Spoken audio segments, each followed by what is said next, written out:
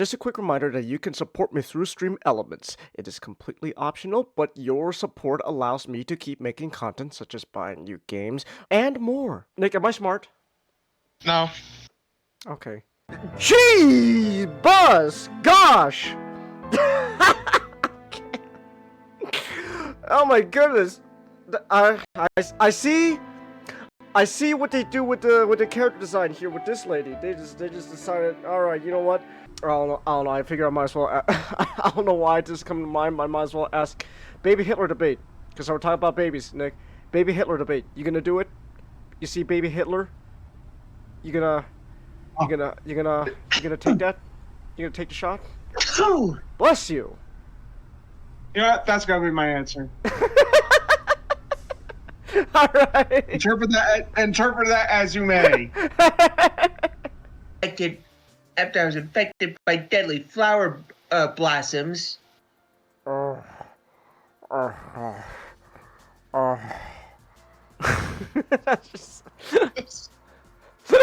Sonic Sent a robot a double meter knothole. It would have sent the coordinates to the village's location to him, but it was destroyed first. Oh gosh. Sonic, you gotta help us! Robotics destroying everything! I'll tell you what's really destroying everything. This goddamn acid reflux going on my stomach. Oh! Someone give me some fucking Pepto-Bismol to wash out this cauldron of shit. Someone give me some fucking Pepsi or something. I swear I'd do anything for a goddamn powerhouse round of diarrhea. You're gonna fumble, Nick. You're gonna. Oh. You're gonna fumble. Oh. Look, man. All I'm gonna say is, okay, look. Now, to be fair, Storm is with Killmonger right now, but if for whatever reason he and Storm end up together. Now as he's fumbling our relationship, he's cucking one. Well, no, hold on, wait a minute, hear me out, Nick. What if Okoye dies? You can't fumble one relationship if that relationship technically gets killed off. That is true. So. What if T'Challa's the one that gets her killed? I'd be so sad. Oh. Oh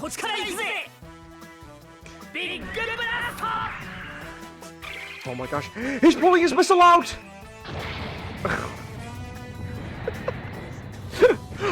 What's he? Oh my gosh, is Combatant V kissing the enemy? They're kissing! Let's go! What's he going to do now? Oh! He's pulling his missile out! It's superpower so we can fight for real. Oh!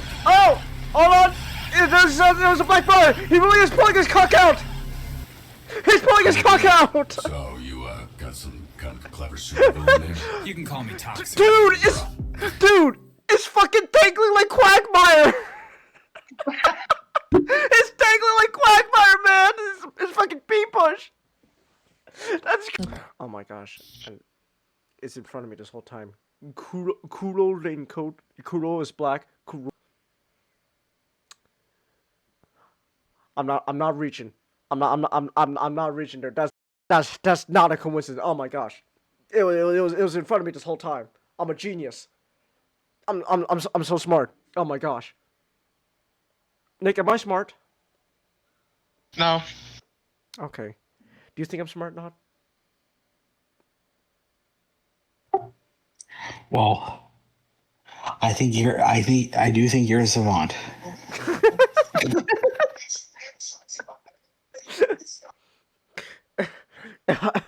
If I'm a savant, then why hasn't no alien tried to kidnap me? You don't have Because that movie is terrible.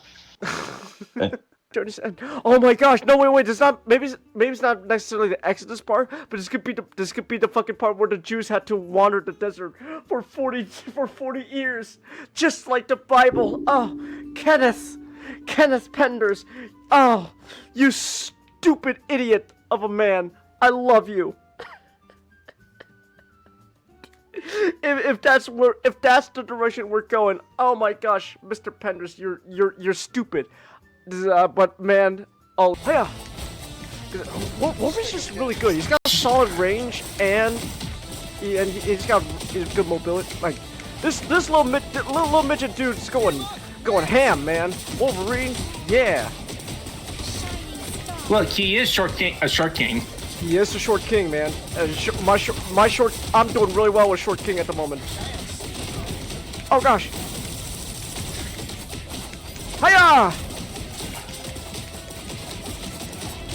Oh my gosh. I think he's dead. He's dead already. That's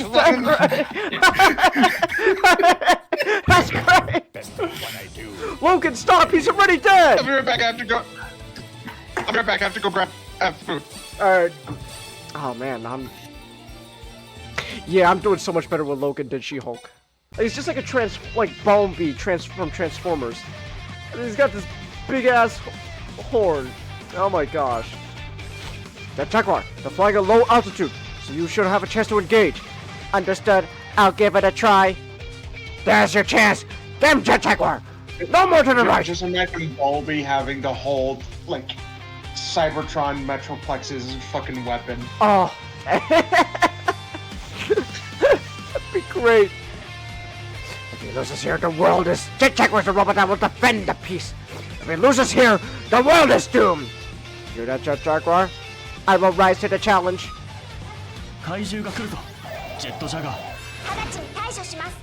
Oh! Oh, Jet Jaguar's got a really, like, childish voice. Okay. Okay, so Jet Jaguar's supposed to sound like a little kid. Like a fucking toddler. Oh wait, the flamethrower? Oh my god. Yeah! I'm burning you! Use that flamethrower. Enemy MG. Hold on.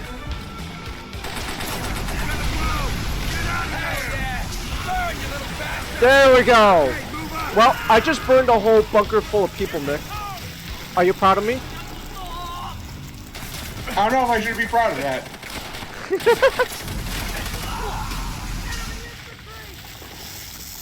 Dude, this is World War II is hardcore, man.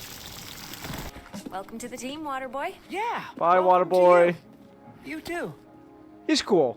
Oh no, no! Oh, never mind. Changus.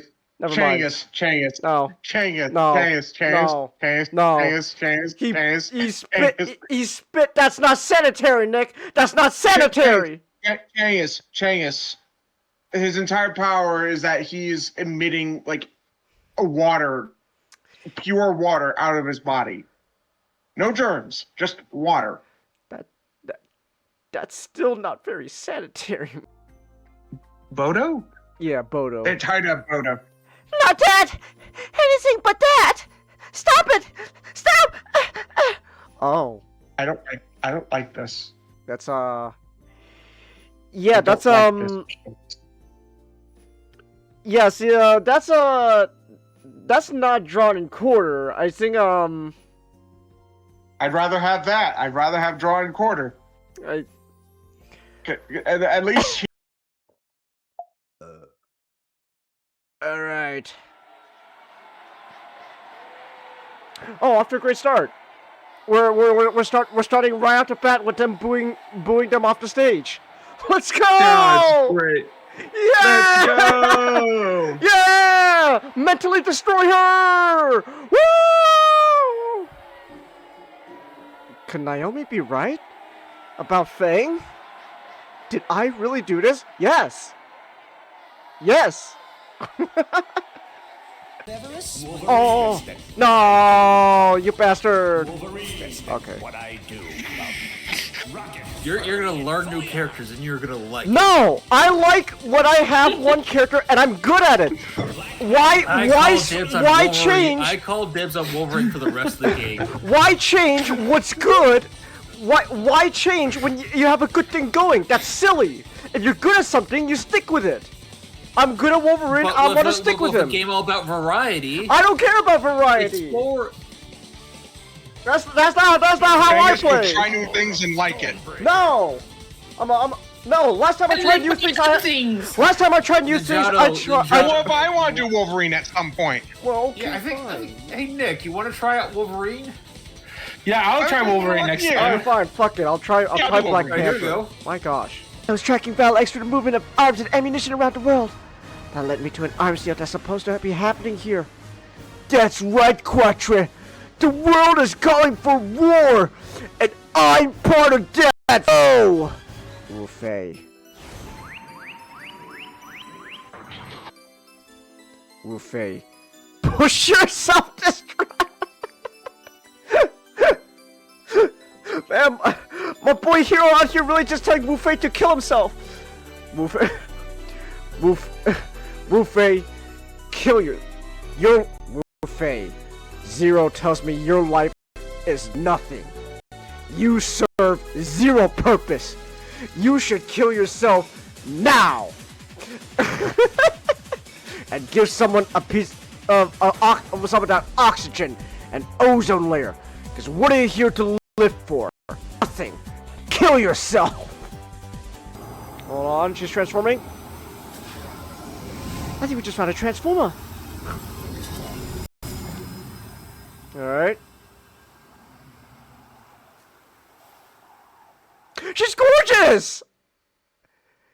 She's gorgeous! What's she complaining about, huh? She's like, oh. Hold on. Hold the fuck. I was told you were blonde. I'm being totally catfished right now. What's she worrying about? She's like, oh, you know, temper expectations. I might not be that pretty. Girl, you're gorgeous. You're gorgeous. What's she complaining about? Oh yeah, she is absolutely gorgeous. There's some self-esteem issues because like she's beautiful, man. She's beautiful. I can't move forward a single step. Any other names? A couple, but none of that are like all that fun. Others, Dumactus. Who's that? Dumactus. Say that. Oh, Dumactus. Doom and who? Dumactus. I'm just gonna say it. Like, I'm not paying attention right now. There's Japanese people literally coming out of thin air trying to kill me. I cannot. Wait. Where else would that other part of that name come from? I don't know, Nick. I don't know. Japan. It might as well be Japan. Japanese people everywhere, Nick, and they're all. And so I face the final curtain. We're talking about war crimes. Yeah, you know what? Paul definitely did it his way, alright. It wasn't the right way. You did it my way. Paul, I did it to be. It wasn't the right way though, Paul. Why didn't you become the worm? Why now look at you, Paul. You're gonna die an old man by your own son's hand because you didn't want to become a worm. I hope you're happy. He's not happy.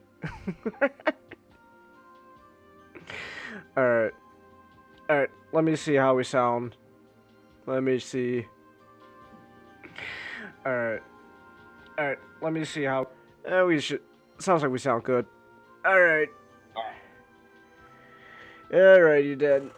Here we go. It is podcast night. I'm back. We're back with another podcast after skipping a week. So, hold on. Oh, I am gassy. Gosh. Oh my goodness. All right. But yes, we are back now with the podcast. It's gonna be, I don't know how long it's gonna be. Might be a long night, depending on how fast we go through these topics. You got a 10-cent pay raise, Ray? Hey, you know what, Ray?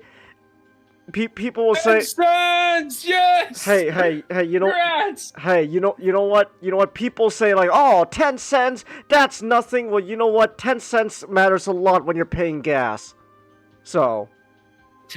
Wait, 10 cents per hour? That is like. That adds up. That is like an. It adds up, man. It's pretty good. That's pretty good, honestly. So you know what? Hey. Hey, SGD. Oh, hey, SGD. That's old. Hello. SGD, How are you doing? why is Australia red? What's going on, man? What do you mean? I saw earlier on social media. Your sky's red.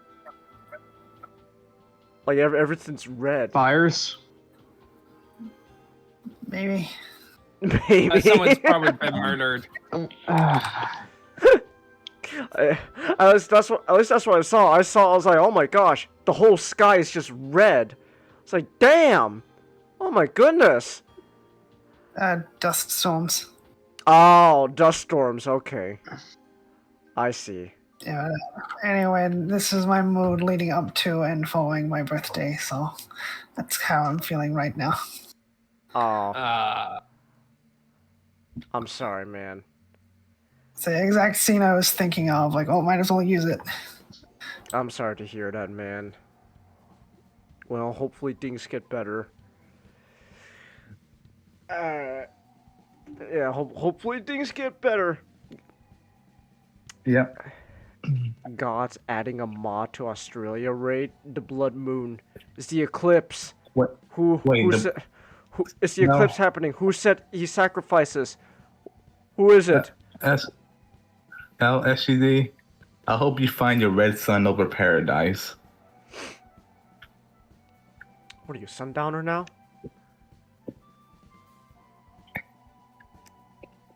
Red Me or sun. Kant.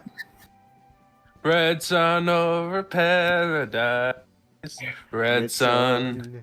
Red sun over paradise.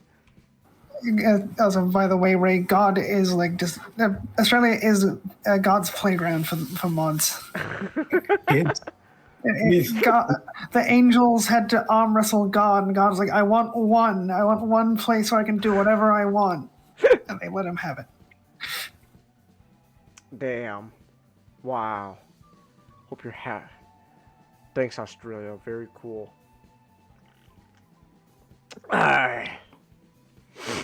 Oh my gosh. You know, speaking of dust, my allergies are still going nuts. I know I've just been complaining about my allergies a lot lately, but like it's still. Yeah, I got a bottle of Claritin right here on my desk. It's not helping. I don't know how well that's coming off on like in Discord, but like it's probably being picked up in OBS. Like you hear the bottle of Claritin. Yeah. So I was like, wow, Claritin, what do I have you for? I guess just to make myself feel better when it's not. So, hey, I hate spring. Spring is just hands down worst season of the year. I don't understand. Just get rid of all that dust. I need it gone. I need spring to go away fast. Springtime is hell. Now fall. Now we could talk about fall. Fall's not bad, but spring, nah. It also doesn't help that it's also a hot spring where I am too. Like we're already pushing like high 80s where I am at the moment. So like heat I can handle because I'm used to a hot summer. So like I can handle the heat. I just can't stand the air quality where just is making my nose run or congested, etc. It's like ugh, nah. So like I'll take heat though. I can handle heat. All you gotta do is just remove clothing. There you go. But Dust? No. No. And pollen? No. Can't stand it. Why? Damn you, flowers! Why does it have to be your mating season? Why do the flowers all decide, yes, we're all gonna mate at the same time? Come, bugs! Come, bees! Spread our pollen everywhere! Ooh. It's terrible. I hate it. It's awful. Cengus, if you don't want to walk on two people having sex, maybe don't go into their house. Yeah, well, you know what? The plants just make it everyone's problem, though. They don't got a house. They're just out there in the open doing it. So, by your logic, plants are perverts, SGD. We gotta punish it. We gotta punish the plants. They're perverts. The outside punishing is them. their house. No, let SGD cook, Ray. But I don't. I want to go outside, though. I don't want to stay in my house all day. This is not the pandemic anymore. Let me go out and breathe the air without making me sneeze. That's all I ask for. That's all I want. Don't want to check it. Summer is around the corner. No, summer's around the corner, I guess. Just gotta wait. And then you're gonna complain about the heat. Yes, I will complain about the heat, but at the same time, even though I complain about the heat, I could tolerate the heat. I can't tolerate spring and allergies. At least with the heat, Ninjato, with heat, all you gotta do is just turn on the fan, take off a bunch of clothing until you're nothing but in your underwear, and you're good. With spring, it's just constant medication. Just pump Claritin into your body, or Benadryl. It's terrible. At least with summer, I don't have to medicate myself. So, yeah. You know what? On second thought, maybe spring is actually a big plot by Big Pharma. It is spring. I'm calling it now. Spring. This is all Big Pharma's plan. So that way you buy and consume more Claritin. Buy more Claritin, guys. Big Pharma wants you to do so whenever it's springtime. I'm calling it now. The weather machines that people say that people claim the Jews have. Well, they're real. They're not run by the Jews. They're just run by the pharmacies. And then they're telling you, ooh, Claritin, buy more. So. Or you hear me out. Yes. They medicate you so well that simple spring weather makes it uncomfortable that you must get medicated. You say you're not talking about the Jews, Cengus, but we all know who runs the pharmacy in Family Guy. Oh, damn, you're right. Man, I didn't think this through. Oh gosh. Oh, I'm a fool. I'm a fool, guys. I'm a complete buffoon. Oh my goodness. You know what? Say whatever you will on Palestine, but at least you don't hear about the Palestinian weather machines. It's always the Jewish weather machines. Oh my goodness. We were just too blind to see it. Ah. Who even came up with the weather machine conspiracy theory? Like the whole, the Jews run the world and stuff. It's like, who ended up taking that to the extreme of going, not only are they in charge of the economy, but they also control the weather itself. I think it's a joke. Yeah, the weather machine is like. I don't know. I don't know. I'm pretty sure there are people out there that legit believe that. Well, of course, but I'm just saying the origins of it. The origins is supposed to be a joke. I think, man, what's like the economy stuff? It's like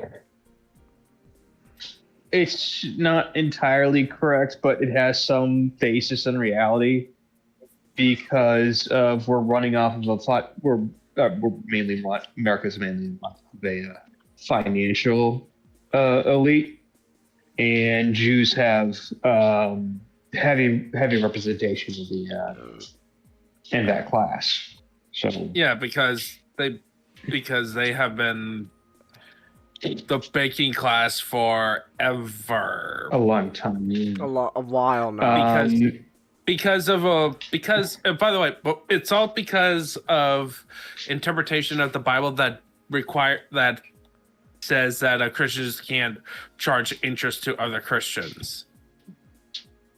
Damn. The interpretation, direct interpretation. So what happened was that the elite, the elites and kings still wants bankers and stuff, so they can borrow money for all their wars and conquering. So the Jews came to fill in that role in those societies. Are you saying banks are unchristian like?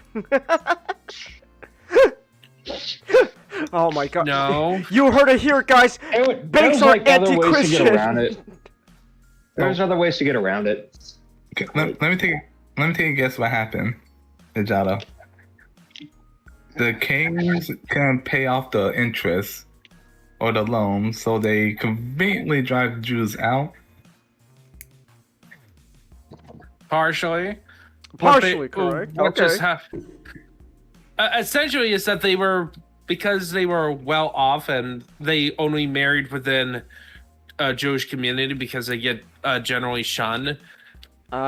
So the wealth kind of gets concentrated in them, and then during times of peace, no one cares. But when a country gets into huge trouble, or get like overly zealous because of something, a byproduct is targeting. They make easy targets. Do you think Hitler believed in the weather machines? He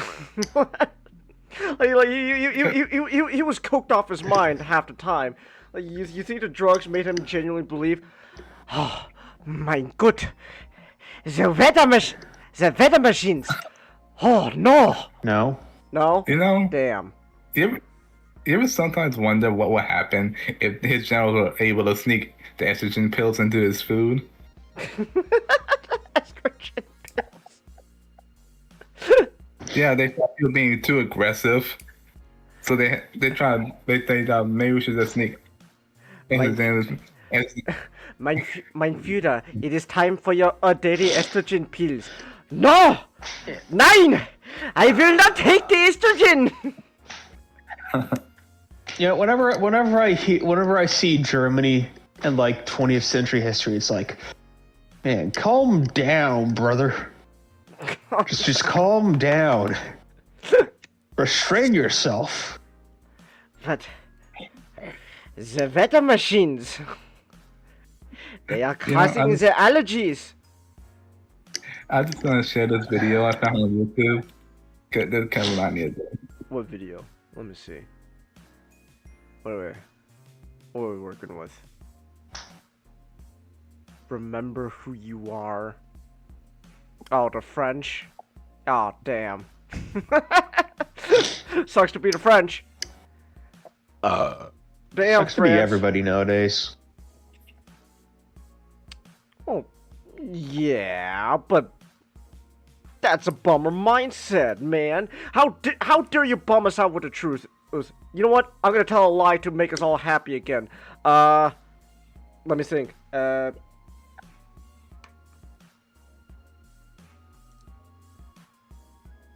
guess the weather machines. There we go. It's the weather machine's fault.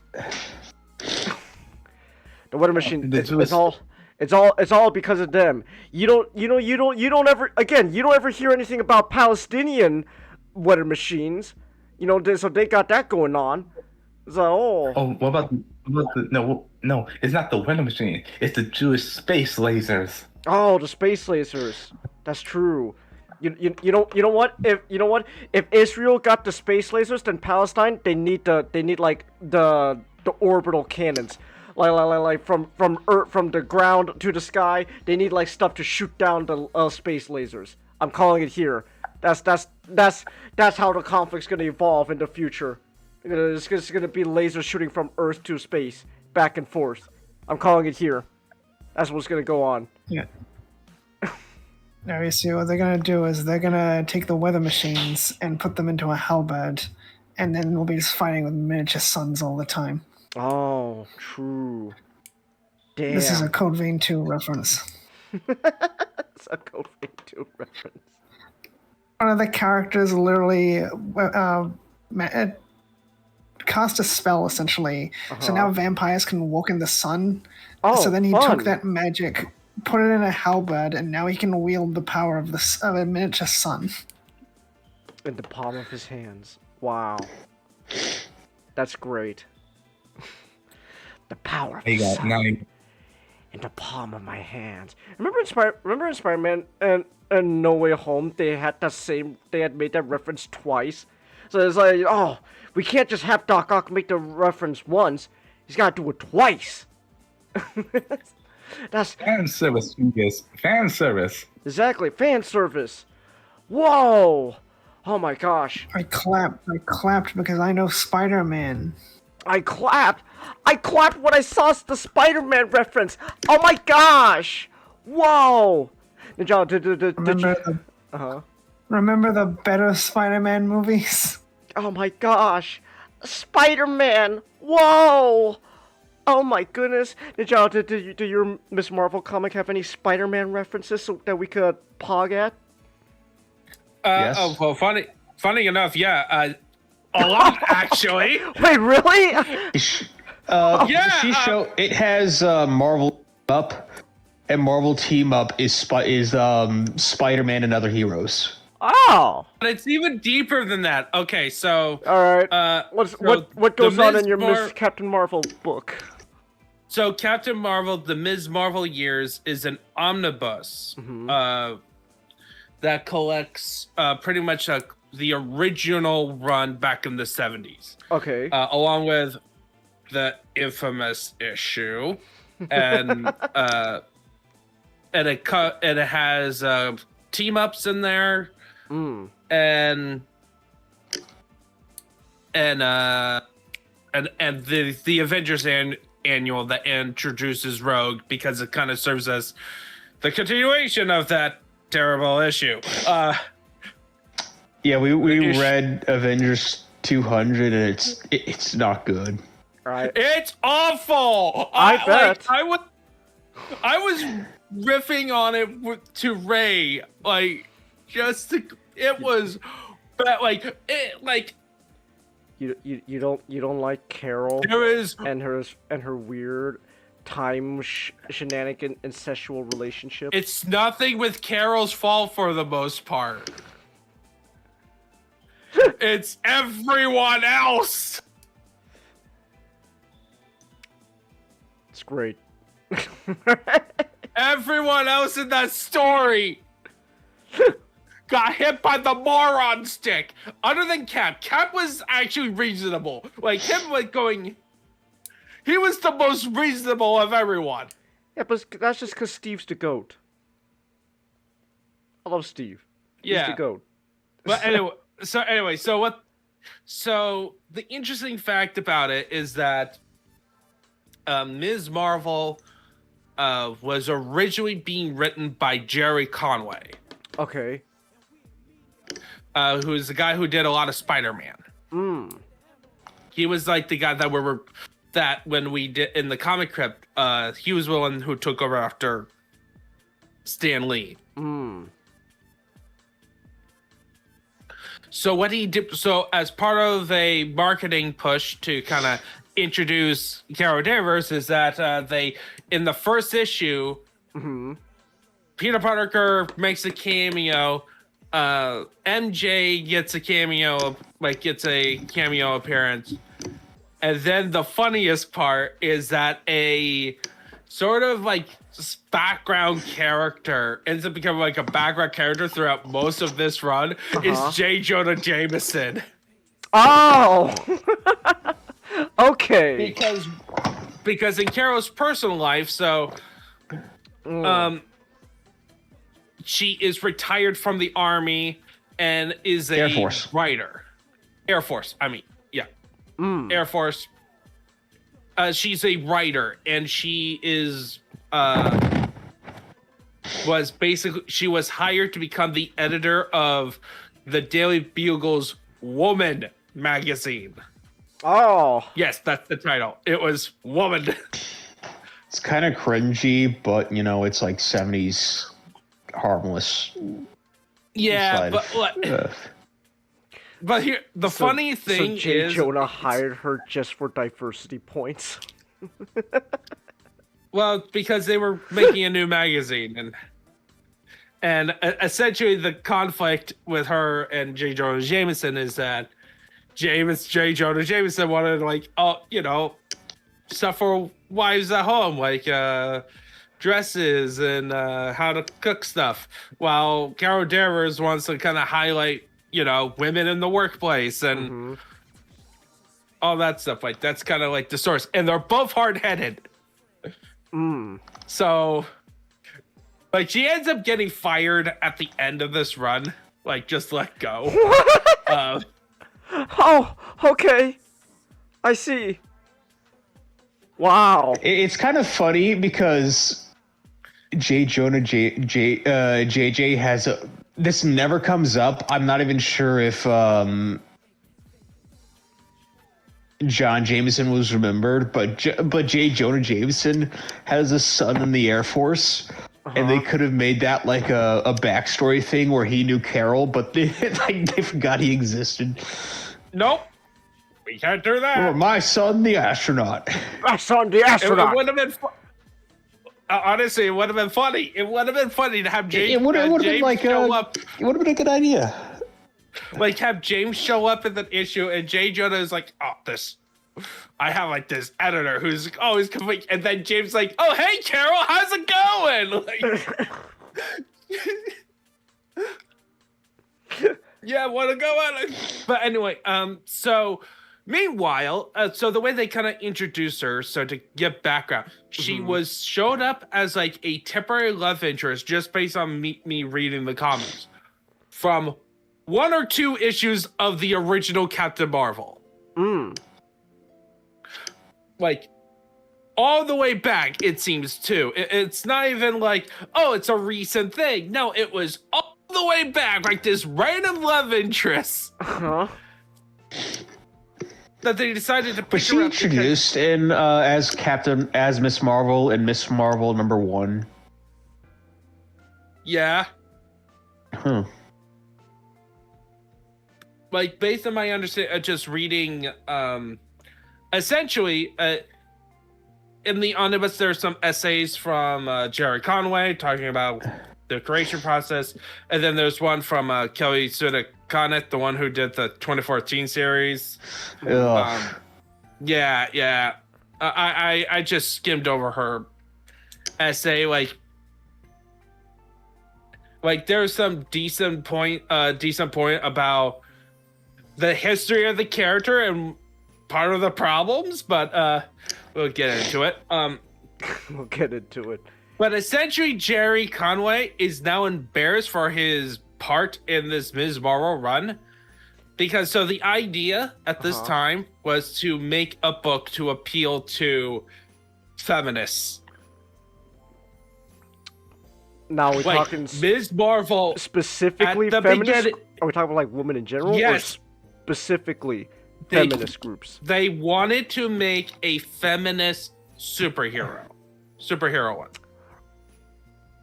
This sounds like this sounds funny. Like if this was if feminist superheroes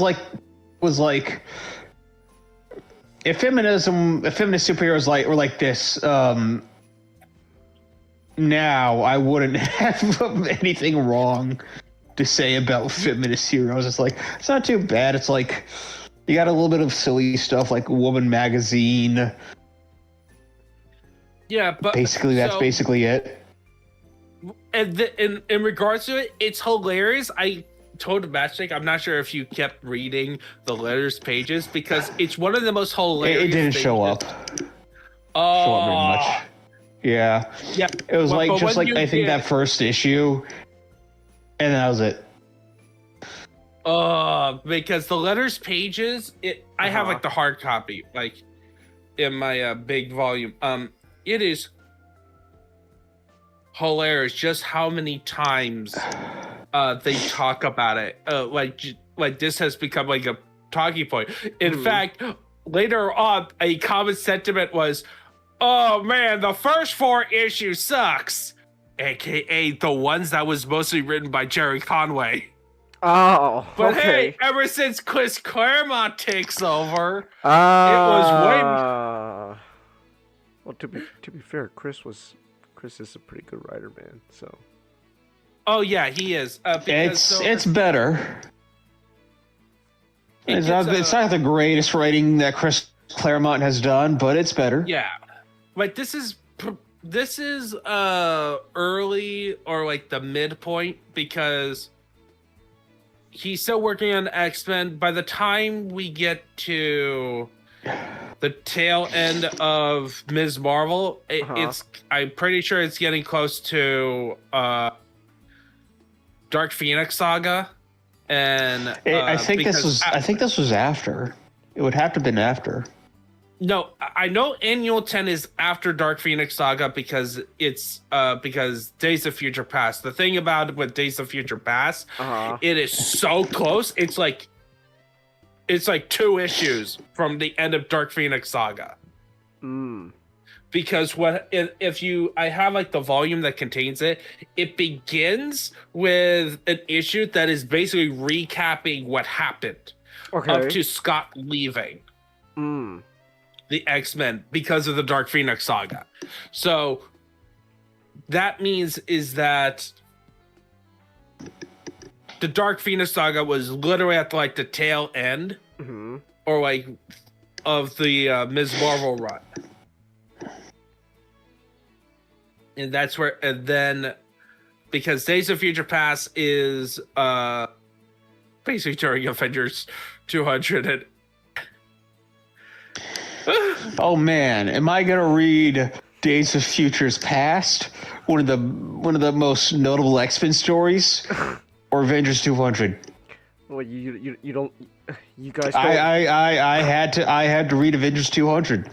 You guys don't like Carol's weird, timey-schwimey, incestual relationship? Gosh, I wish I could be reading. Consensual. I wish I could be I reading didn't say Avengers consensual. 200 right I now. said incestual. That is.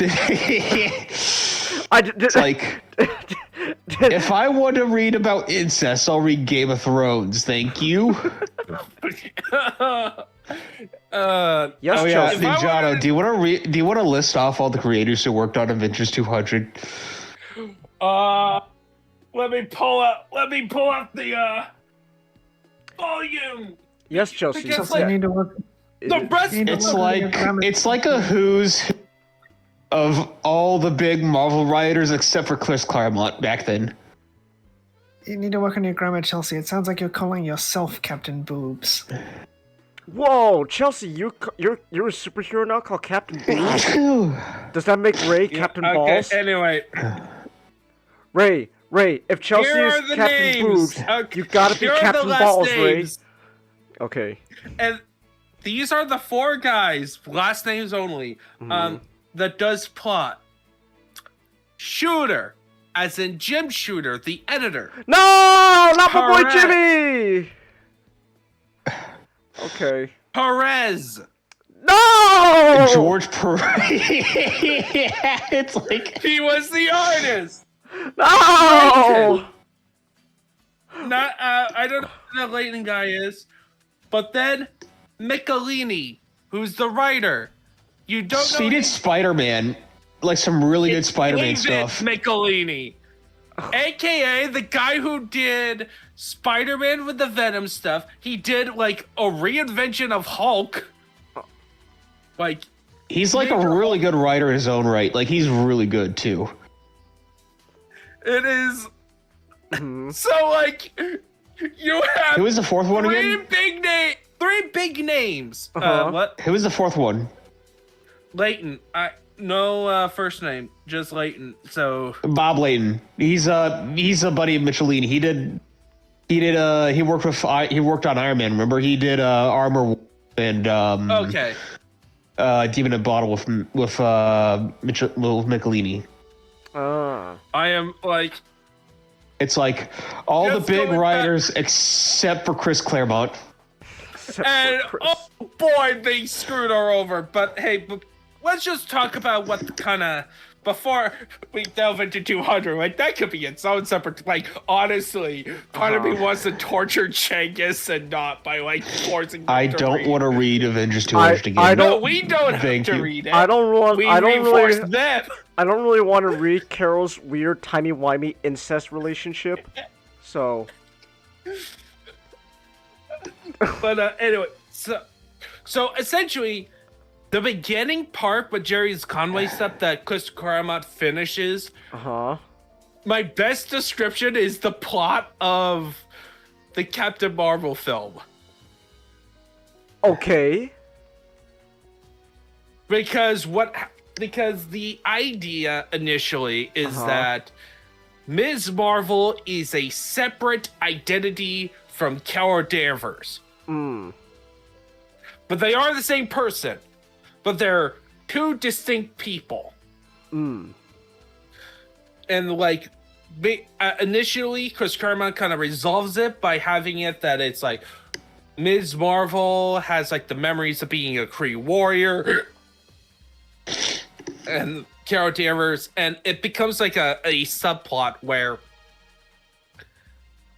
kind of a full revelation that they're both her, and it was and this whole mind splitting thing is because of how she got her powers, where it was during a Captain Marvel fight with the original Captain Marvel fighting a villain, and she was like captured type deal.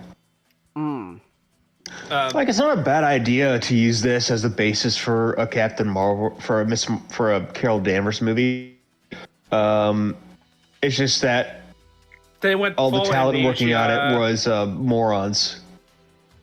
Yeah, and also they also kind of borrow stuff from the binary, like at least the statement at the end with the whole blank slate element. Okay. Like, yeah, we'll get to that. But anyway, so she We'll get to that. most of her big arcs, I would say like the two big arcs that were like recurring, like overall films. Initially, it was versus AIM. AIM, culminating okay. as that. MODOK showed up. Yeah, and as I showed you, Cengiz, about him having his glorious muscles. Muscles. That was weird. Like, again, this is not. It's better than Jerry Conway, but this isn't the best of Chris Claremont's writing. Yeah, it's just like, I use the hypno beam to gaslight you to think we're in a relationship, to think my And I'm bodies. like, okay. Like, essentially the whole point was to show that Ms. Marvel's powers did not, because originally also it was attached to a suit, like a setup. An electrical, like a harness. And it's basically, again, just say, nope, it's not a harness. She has a full superpowers. We also, in her early years, like the most recurring villain that would know nowadays is Deathbird. Chris Claremont just using this as a testing bed for a bunch of X-Men villains. Honestly. Yeah. Yeah, like, so Deathbird was like this, who's, and nowadays is like the Shi'ar princess who's like a rival of Princess Alondra. Occasionally does the whole taking over the Shi'ar Empire type deal. Woo! But that's not recent lore. Whatever. That's you sound because so, technically you sound so there was disappointed. Well, like, it's just more of like, it gets complicated because there was a time where Alondra was dead and her and Xavier's daughter became Empress, and then because of Imperial, Princess Alondra and there was like a story where Princess Alondra and Charles Xavier has to Okay. The rescue- best way to describe Deathbird is that she's like the Starscream of one of the of the alien Shi'ar. races. Oh, The okay. Shi'ar, yeah. All Yeah. right. But in this version, she's like Starscream from Armada. So she's sad.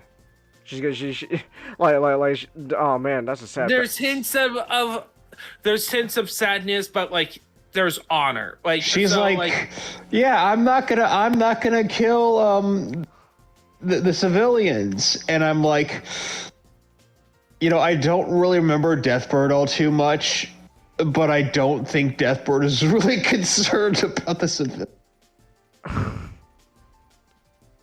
yeah, and also like there's that element of like if Chris Claremont had allowed to be more with Ms. Marvel, probably had Deathbird.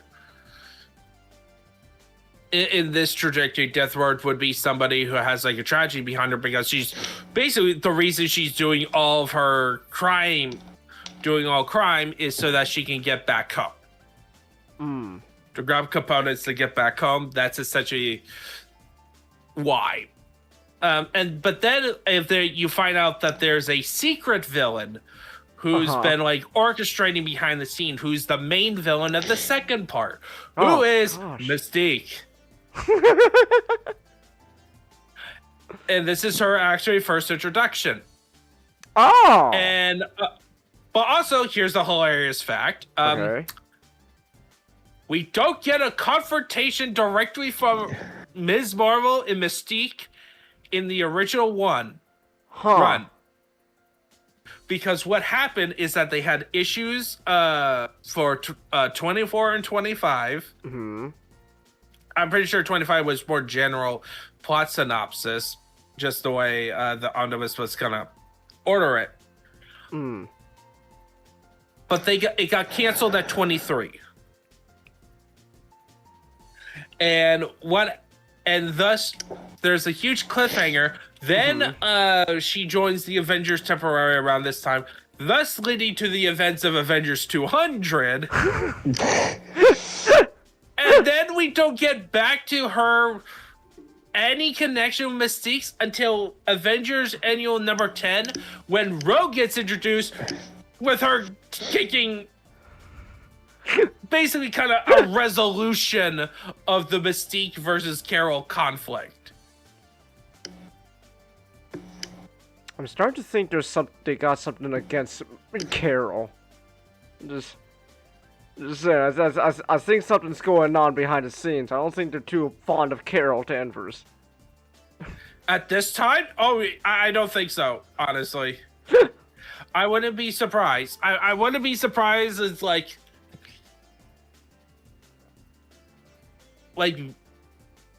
based on the letters page, it was like a book that was getting a long while getting tractions, and it had like 2 years, and this is Jim Shooter, and based on what I heard about him, like he's very much about business along with creativity. Like he's all to quote Jim Shoot to reiterate the story about Jim Shooter.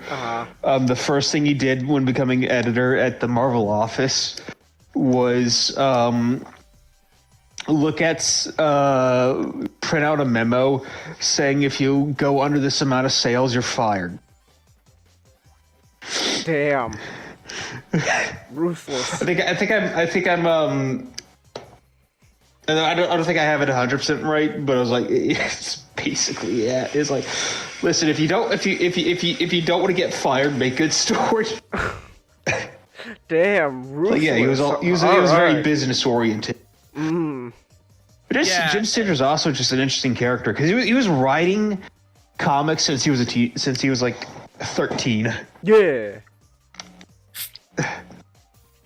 Yeah, but sorry to interrupt. So yeah, but you have that going.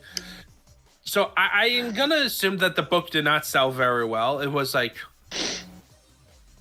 clearly only lasts 23 issues, not like other You know, characters have like even with Chris Claremont flagshipping it, you know, like I would probably blame it on if I were to cast blame. I think the first 3 issues under Jerry Conway had such a bad taste. That's also really rough. Yeah. Oh. It was like a super rough introduction. Like, but yeah, and then what happened? And I don't know why they decided to do the events of 200, but like, so the stuff that they talk about the run itself, like there's some cool parts about it. Like they gave Caro a good supporting cast. I felt like the supporting cast had so much potential that it never gets explored whatsoever. Ah, damn. You were about to say something, Matchstick? You go, Matchstick? What?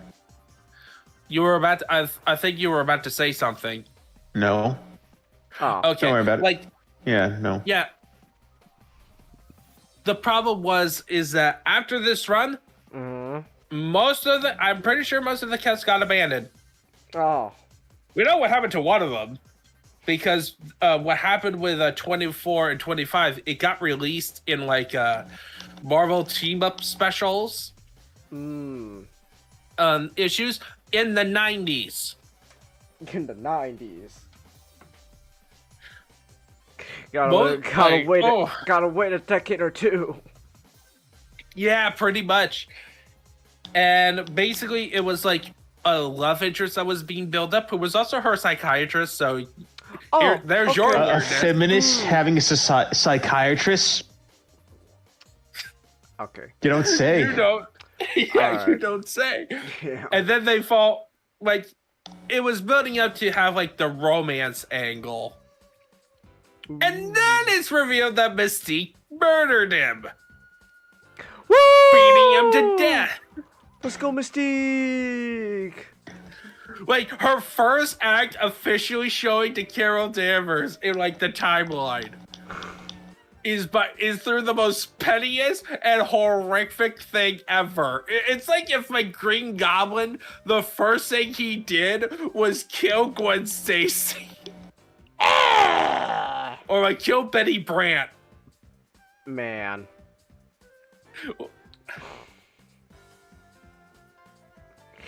That's crazy. Like, yeah, and then what happens is like you had like the issue before in 24, it was her versus Sabretooth. Then this one is basically her going on a rampage, and then in the minute issue, it gets cut because in the omnibus to insert events of 200 because the issue ends. It's basically, I'm pretty sure this one was more Chris Claremont was using this issue to kind of fill in the gaps between the original run and what happens afterwards. All within 22 pages. So it's like you get her fighting a couple fighting against Avalanche and Pyro. And then there's like a gap where in the omnibus they insert Avengers sections to kind of show the plot line and also of her pregnancy, and then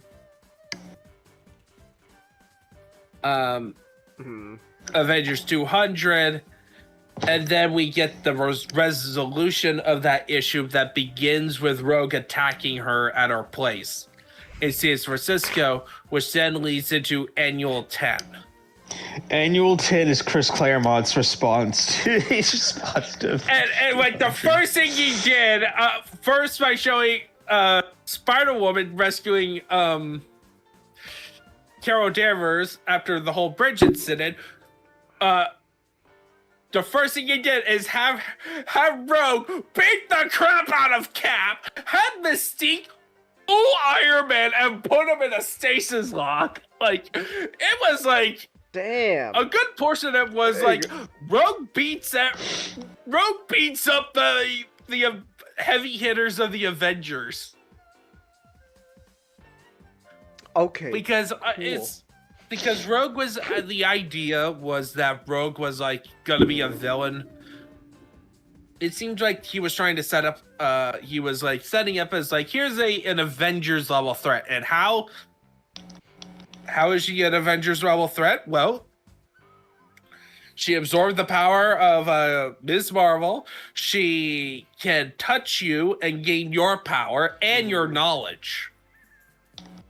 And if she holds it long enough, you would end up like Carol Danvers to become a blank slate if it weren't for Professor X doing some repair work. Oh, excuse me. And this Thanks, is Professor. also it happens. Then we get Chris Claremont's screw up, in my opinion. Oh, all right. Chris got a little oopsie doopsies. Let's go. In terms of a long-term character development, with Carol Danvers. So when she becomes in between the two books, she became part of the X-Men, even though she doesn't have any powers, and she ends up going on their space adventure. All right. Okay. Yeah, Another space adventure where they get captured by I forgot the race. What's the race name? The Brood. The Brood? What's the deal with the Brood? Xenomorphs, but bugs Oh, okay, cool. that transform you. So they were gonna do experiments with Carol Danvers to make her super powerful because she still has that she's a half Kree human hybrid thing because of blah blah blah. Instead, it supercharges her power to become what is called binary. Basically her Super Saiyan form nowadays is treated as like, oh, this is her going all out. Oh. Okay. Nowadays. Back then, it becomes her new identity. Well, she comes back to Earth, and her and Logan goes to the poker night.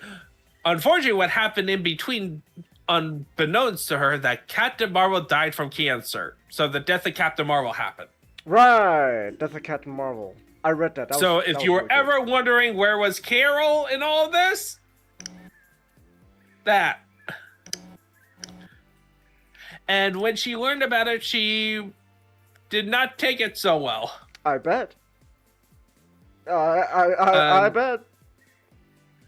Yeah, and then she, in the moment that kind of wrote, is basically she tells Logan is that because of Rogue's mind wiped, she feels like the life that she had was just her. Essentially, it no matter. It doesn't matter anymore. It don't matter. None of it matters. I am no longer that person. That person is dead. I'm a new person, so. I'm gonna be from now on either a drunken girl failure or a giant bitch. Yeah, or a war criminal with the Kree, with the Avengers, the Kree War arc. Let's go! Like, that's how she got kicked out of the Avengers, officially. She got kicked out of the Avengers. Wow. Good job. Good job, Carol. A+. You get a gold star. Yeah. Like, essentially, my main problem with that is that her support is, like, you removed her supporting cast. You removed the aspect of, like, you had, like, this interesting dynamic about, like, a good story potential about her with her dad, right? Her dad is a blue-collar worker who saved up enough money, but he didn't want to pay Carol any money to go to college, even though she's the oldest. It was going to go to her brother because he is super traditional about that. Like, his idea for Carol was that, hey, you be at home, you go find a husband type deal. Carol didn't want to do that, and that's why she joined the Air Force, so that she could have funding, so that she could have college for herself.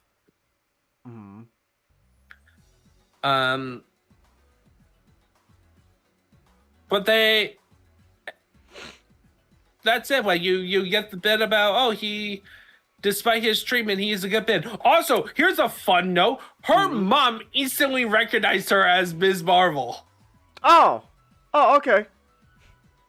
She used the Green Lantern live action excuse. I legit don't remember. I don't remember watching that movie. So. Okay, so in the Green Lantern film, Hal Jordan tries to do the whole reveal scene to Carol Ferris, right? That he is the Green Lantern, like to set up the love story. And she goes, "Oh? Wait, what? How do you recognize me?" And she used like the excuse of, "You're my I've known you for a long time. I've been sleeping with you. Why would I not recognize your cheekbones?" type deal. But like, imagine Carol's mom is like, "I've been your mother for so long. Like, you would not think I would recognize my own daughter." Okay, that's pretty. It kind of remind me that that scene from Venture Brothers when Monarch was the blue Morpho for a minute, and they try to take on I forgot his name. The Wide Whale. And Wide Whale recognized him and be like, "You just covered half your face." It's just like, and then the whole like, "Oh, look at me. Oh, do you recognize me? Oh, I don't recognize you." You know, kind of poking fun at like that half mask they wear. Mm.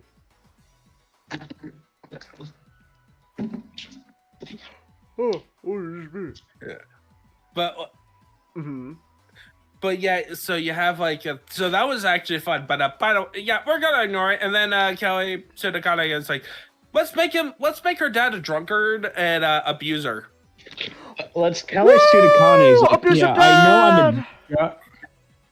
I know I'm gonna make Carol just like me, a giant bitch. Wait, they made her dad a drunkard and an abuser? Yeah. Yeah. I don't know about the Brian Reed era of her. Like that's like the other popular. All I know about Ms. Marvel was like, yeah, that's like another one that people have read, but that one has like a different direction of like her trying to become the world's top superhero at that time.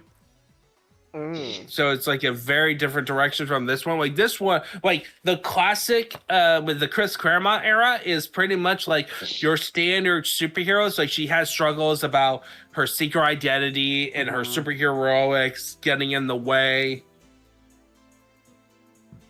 and her like saving the day. And then like there's a case where you have like some of the subplot elements. So like the issue that she resolved her tension about her identities, the catalyst of that was the supposed death of her best friend from a astronaut, a space exploration disaster that she couldn't prevent because she was fighting some villains. And then she resolves that, and then literally at the end of this run that would have been just a normal continuation, they finish up that plot point with her friend. It's like, no, she's not dead. She was actually under the influence of this other villain. Blah blah blah.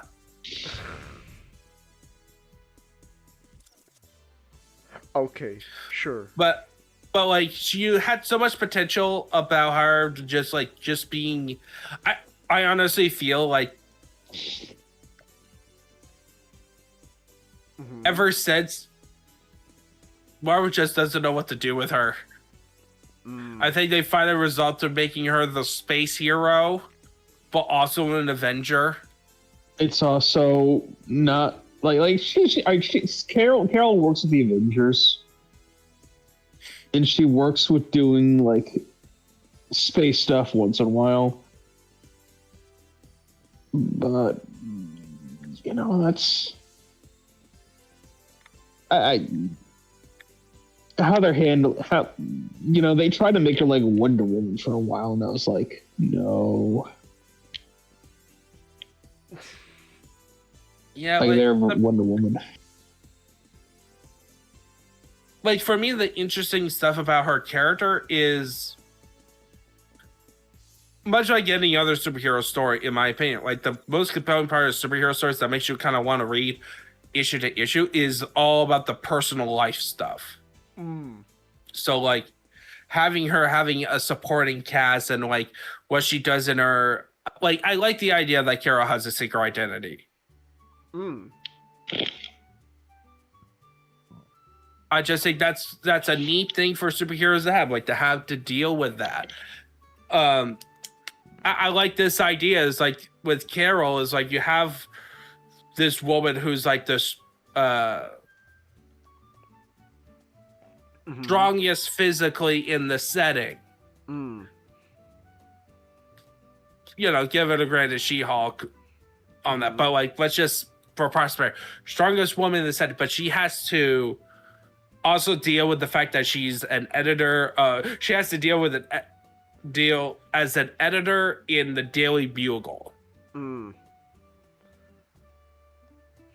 of a woman magazines, and she has to like it gives her privileges but also some disadvantages and some stressors in her life. Okay, like she, you know, it'd be funny. What? If you just completely remove the feminist aspect of Miss Marvel, where she's having to write for Woman's Magazine, but she's such an Air Force tomboy type, blue collar tomboy type that she doesn't really know what she's doing. That would be funny. That would be funny. Yeah. Like honestly, it's like that's what's her personality. I just feel like that's kind of what her personality is. It's like she's more of a tomboy. Carol is being dragged.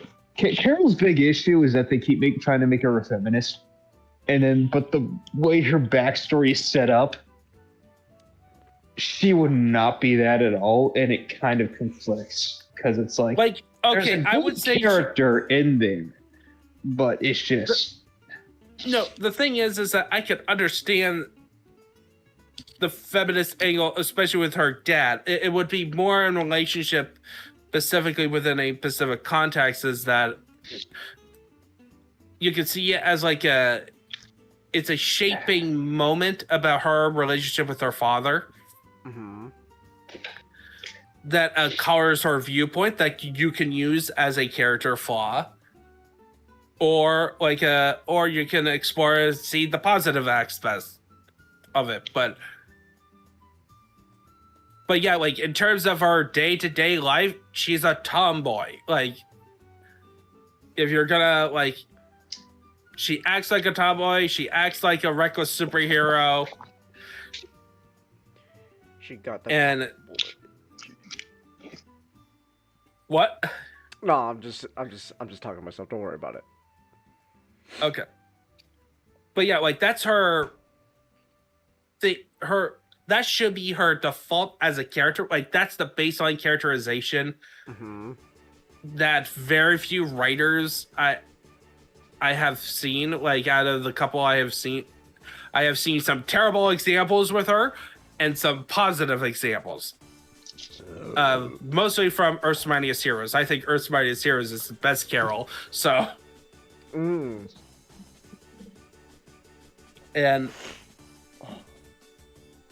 yeah, I think that's like she had so much potential, and much like Wonder Woman, it's like with these comics companies when they have like a big title female character, they find some way to screw the character over and rewriting backstories on top of it.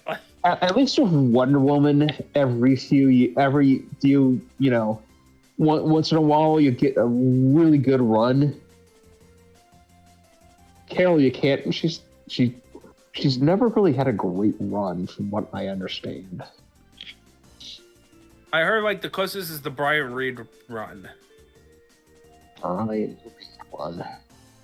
Yeah, it's I might try that 2008. out later. It's in 2008. The main issue on that one is that it's gonna cross over with Civil War. Whoopee!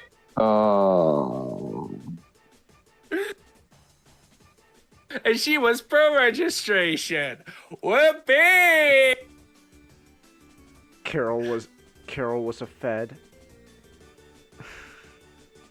Yeah, makes somewhat Honestly, sense. yeah. If I were having to choose which side she would, if I would have to like, all right, if I had to choose which side, which people are going on in the Civil War, she'd probably be pro registration. Yeah, especially when you have to play the game of, okay, we need to make both sides interesting. So it's like, okay, Cap goes to anti-registration, Iron Man goes to pro, boom, boom, boom. We have to make it equal to make it interesting to the reader. You gotta say, I excuse me, I really like, I like her just regular classic sort of black costume rather than I like that a lot more than the black and red. And so it just feels so. It feels like Carol's, like the black and red just feels too Captain Marvel. Yeah, I can see that. I like the class. So like in this run, you get like both of her most well-known outfits. Well, there's a third one now, but it's when they do the red, gold, and blue. But now, I genuinely do not like that one. Yeah, that was just a bit weird. Why not black?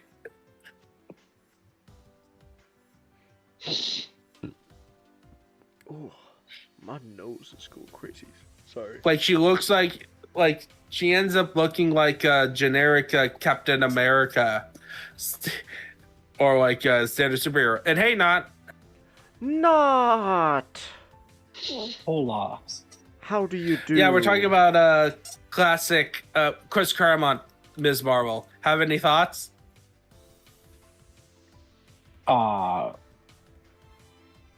Like, I can't remember the last time I ever read like Chris Claremont's Captain Marvel. No, not Ms. Marvel. Miss Marvel. Oh. Yeah, Carol. Yeah, yeah, I got Carol and Captain confused because I think she's been Captain Marvel for as long as she's been Miss Marvel. At this point in time. Well, Miss Marvel. Miss Marvel. I can't remember if some moments came from Claremont because obviously the thing that's coming to mind is I think a little bit later when she sort of developed her own form of alcoholism. But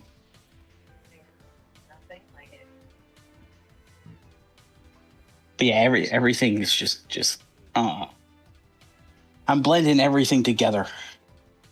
Yeah, the alcoholism did not show up in Chris Claremont's run. That was the Avenger. That was the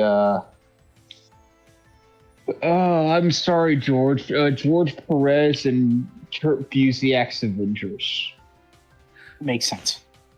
That makes sense. No.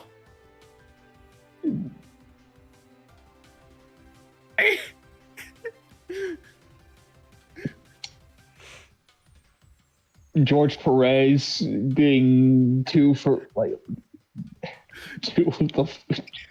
the worst Carol Danvers decisions. Yeah, I'm not. Perez was the one who drew Avengers 200. Yeah, but you didn't write it. He was part of the story team. The legendary team of Jim Shooter and George Perez gave us Avengers 200. And David Michelini. And Bob Layton. Bob Layton. It's like the who's who. Sorry. I was just gonna be like, what like an Olympic all-star team? I know. I was saying it's like a who's who of Marvel at the time, except for Chris Claremont. And Chris Claremont was not happy about happening.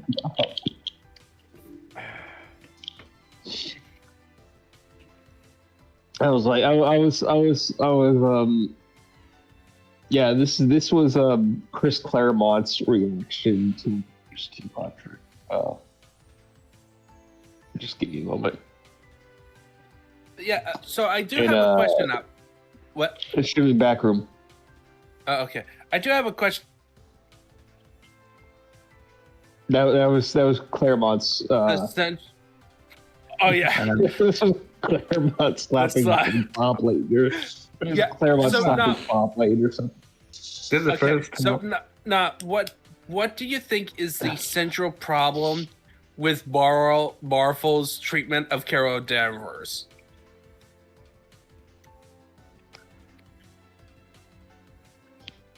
I think her like I think Carol well, I think she had a problem where like they didn't know what to do with her, because like she was like she I think like the Claremont had it where she's like, oh, she was an editor, and that's what caused like the you know, that's what caused her to become like the human Creed hype, and then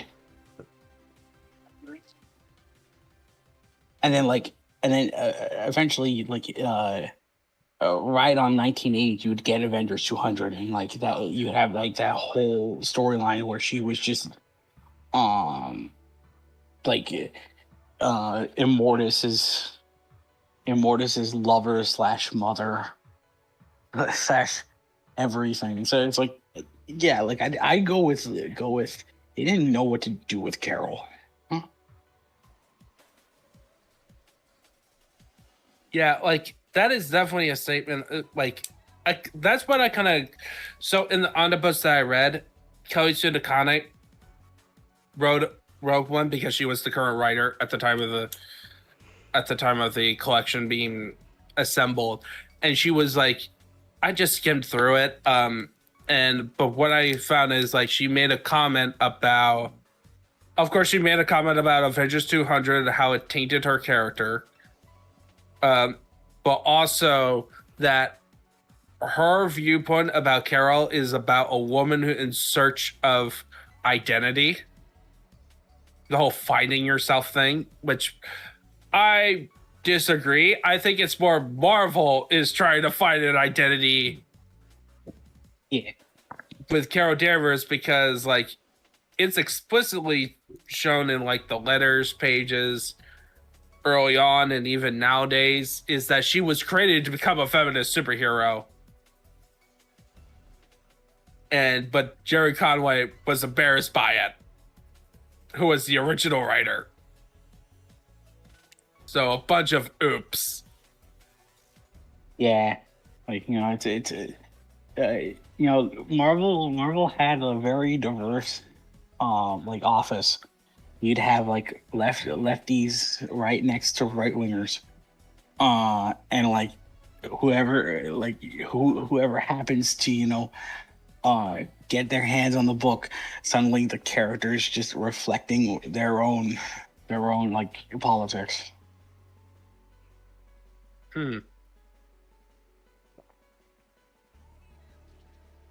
Yeah. Let's go, Marvel editorial. Sorry. Oh, but no, I agree with you, Jenkins. But yeah, it's like, you know, because you had Carol, and like she still had like Roy Thomas still gave her, like, you know, the Air Force backstory, and like, you know, she's like the editor of a Woman magazine, and it's like you could really tell, like, as the 80s started, all those, like, all that, like, social awareness kind of goes out the window.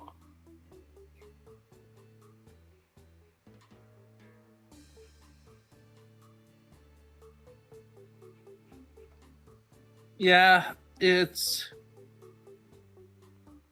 Let's go, 80s activism. Yeah, I definitely agree. But, like, for me, it just felt like they were, like, Chris Claremont was building up to something to make her, like, better.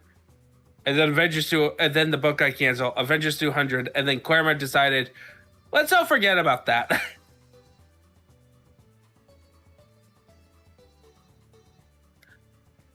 Let's just forget about everything. We're just gonna have her be binary. Let's hurry this up. We got another topic before we're gonna be doing Yeah, take a bit. I actually do have to. Need to head out to bed. So. All right. Yeah, it was great hanging out. Yeah. See you, man. It was great catching you.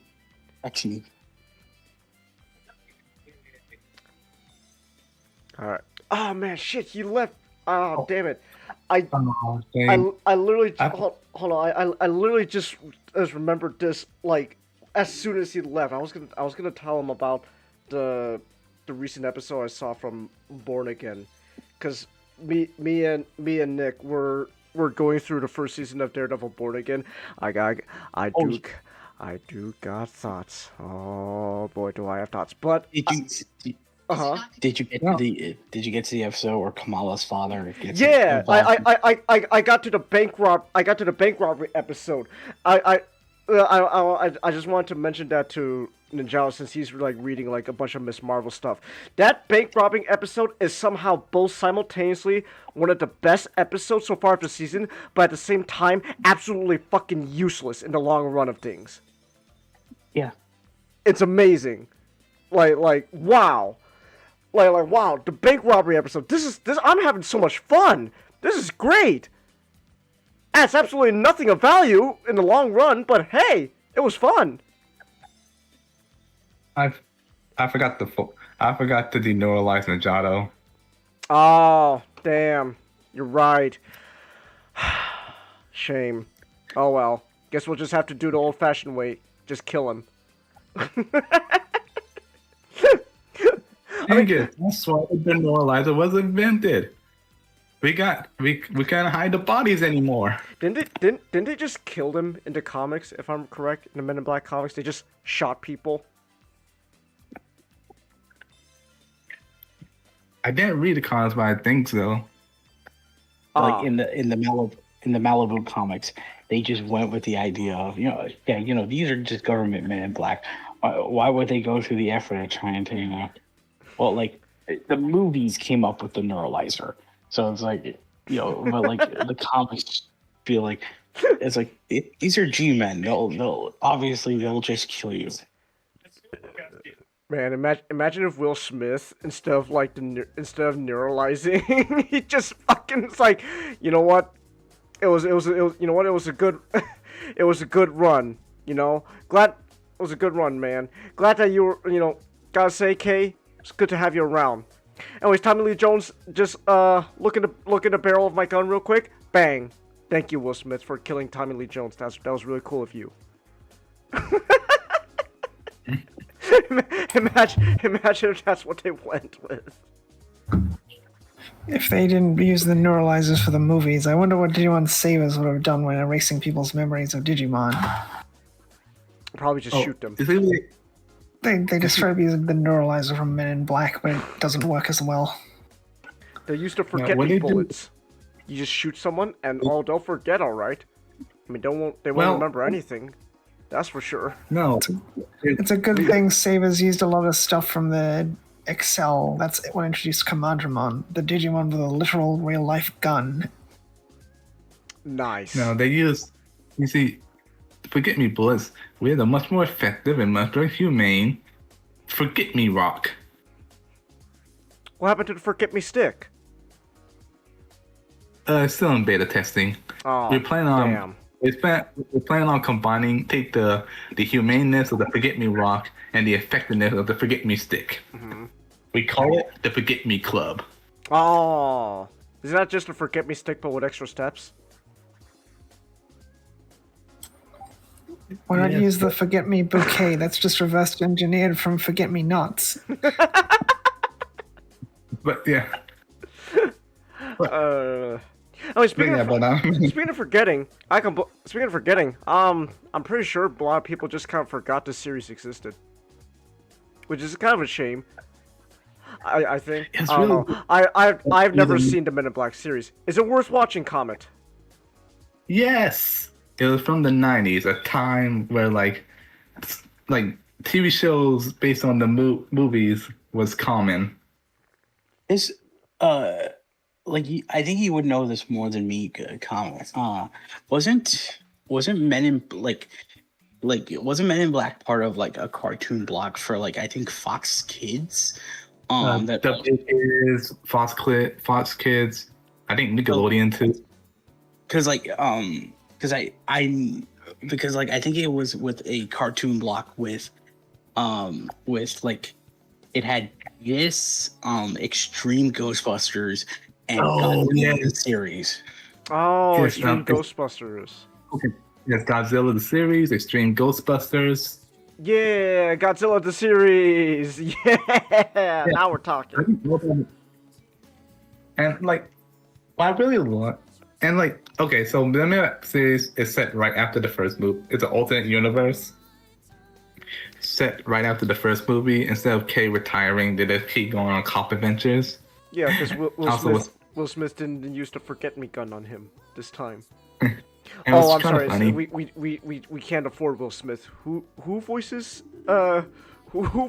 Agent J? And okay, Agent K is voiced by Ed Ross. Okay. Agent J is voiced by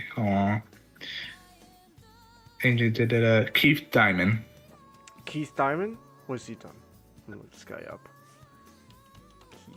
Keith Diamond. Be honest with this comment. How many episodes does it take before there's sexy reptilian alien ladies? There's none. Damn, you watched this show still with no sexy reptilian ladies? Impressive, gotta say. Hold on, I'm looking up Mr. Diamond here. Oh, he was in Lupin the Third, Castro of Cagliostro. Who was he? Who were you, Keith? Okay, so it was Rapid Run and Robots in Disguise. The 2001. Oh, you did Transformers stuff? Why didn't you say so, man? You should have led with that. You should have led with Transformers. My goodness. I can't believe it. Why you don't tell me anything, and Comet. You should have led with the Transformers, man. Yeah, but listen, it's set right after the movie, and of course, and what's kind of funny, there's an episode where they go to Hollywood, and the worms try to get their movie off the ground. They end up making in real life Men in Black, and they had they even drew lookalikes of Will Smith and what's his name, Tommy. Oh, the actor Tommy Lee Jones, who is K. Yeah, they drew in-universe actors that look like Tommy Lee Jones and Will Smith. I just kind of find that funny. So technically, the Men in Black movie exists in universe. But That is funny. But my related series that there's like a standalone episodes, but then there's like overarching arc once they brought in Alpha. Alpha? Yeah, a renegade, the first Men in Black, a renegade one who the whole thing is that he just collect alien parts. Oh, a rogue agent. Ooh. And just attach them to himself. And it get really into body horror stuff, like one episode when his old body was falling apart due to frostbite. He just found this uncertain guy and just took his body. And probably he killed him and just took his body. Oh, fun. Hey! Then then go to a crashed alien prison ship, break the criminals out. Hold on. Give me a second. Great, now my nose is all clogged. I hate when you're about to sneeze, and then at the last second, it doesn't come out, and now your nostrils is just all clogged up. Oh my gosh, I hate spring so much. I hate the season so much, man. Oh my goodness. Sorry about that. Fucked? That's alright. What do you mean fucked? What's going on, Ray? I didn't catch that. You posted art, Chelsea? Alright, I'll look at that in a bit. What do you mean fucked? What happened, Ray? You alright? You good? I'm a little scared now. Why you just typed in the chat capital fucked.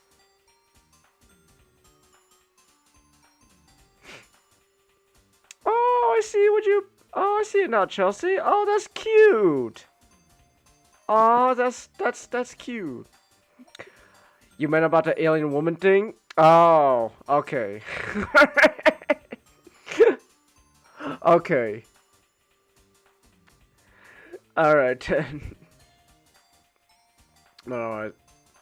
Oh, sorry. Alpha was the founder of MIB, and Nilly. Oh, I see. Then he Oh shit! Greg Berger. Hold on, I'm looking up the cast for the show. So Kay was voiced by Edo Ross for the first season, and then afterwards he was replaced by Greg Berger. My boy Greg! Grimlock! Let's go! Huh. Yeah. I didn't notice a voice change. I mean, if you don't recognize a change in voice, that's usually a good thing. So just saying, Billy West is in this show as a supporting character, but still, yeah, Billy West, let's go. So essentially, Alpha found it in MIB. They wanted started using illegal alien technology to graft alien parts to himself. Oh, okay. In one episode, he just found a prison ship, a crashed prison ship, broke all the criminals out. And one guy was like, Alpha, I always want to work with you. Yes, you'll be working with me in a manner of speaking. Then. Oh, David Warner. Oh. You didn't tell me the main villain was David Warner. Yeah, I was gonna get to that. Damn, you're missing all the good. You're just avoiding all the good stuff. Comment. You should have led with David Warner, and Greg Berger, and Transformers. Look, he was depressed at what was not in the show, so he missed what was in the show. Oh, I see. Yeah. Yes, but like I said, I just really like the show because it got it goes dark. It goes the art style kind of reminds me a dark. How to put this? Ooh, Ron Perlman. Vincent D'Onofrio's in this show? They got a star-studded cast, and you're not leading with this, man? I can't believe it. You got look at these names, man. You got a star-studded cast, and you don't tell me any of these names. Comment, just because you don't see big muscle mommy lizard lady doesn't mean you could just skimp out on unrecognizable people that are actually like legit really good at their jobs. Like, I don't recognize names very well, so I guess. like I think Tony Shalhoub comes back to play his character. For the first few episodes. Yeah, and then he gets replaced by Billy West. It's because Kids WB came around that time where like they could, they were part of a major network who they could throw around money and you can get like celebrity voices. But as the series kind of goes on, they would replace them with sound likes. Do you think? Okay. I see. Damn, Vincent D'Onofrio actually just got quite a few roles in the show. Damn, Kingpin. Okay. Alright then. Man, Kingpin's got a lot of roles going on in Men in Black. What the hell? Reno Romano voices a character called Troy the Symbiote. And like Reno does like Reno, I know him best for like being Batman on the Batman show. The 2004 one. Yeah. And then he was Spider-Man in a lot of video games. And he was the original voice of Lewis in Resident Evil 4. Yeah, they got a lot of people here. Man, you really should love with this comment. Yeah. Billy West, that's a stupid name. Bite my shiny metal ass, Ray. I know that's John DiMaggio's character, but still, don't you? I know it's a joke, but don't you dare diss my boy Billy. Don't you dare diss my boy Billy, even if it is a joke. Pazuzu, you ungrateful gargoyle! After I put you through medical school! Oh man. This is amazing. There's a whole Wikipedia. Oh, never mind. I thought there was a whole separate page just for awards. It won a Daytime Emmy Award in 2002 for Outstanding Sound Editing. So that's cool. Man. God. Man, they got a lot of good good people, man.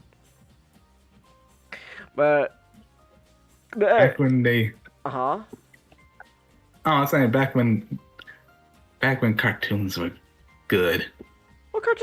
Cartoons, there's still good cartoons out there. You just gotta look for them, man. I'm just being an old man.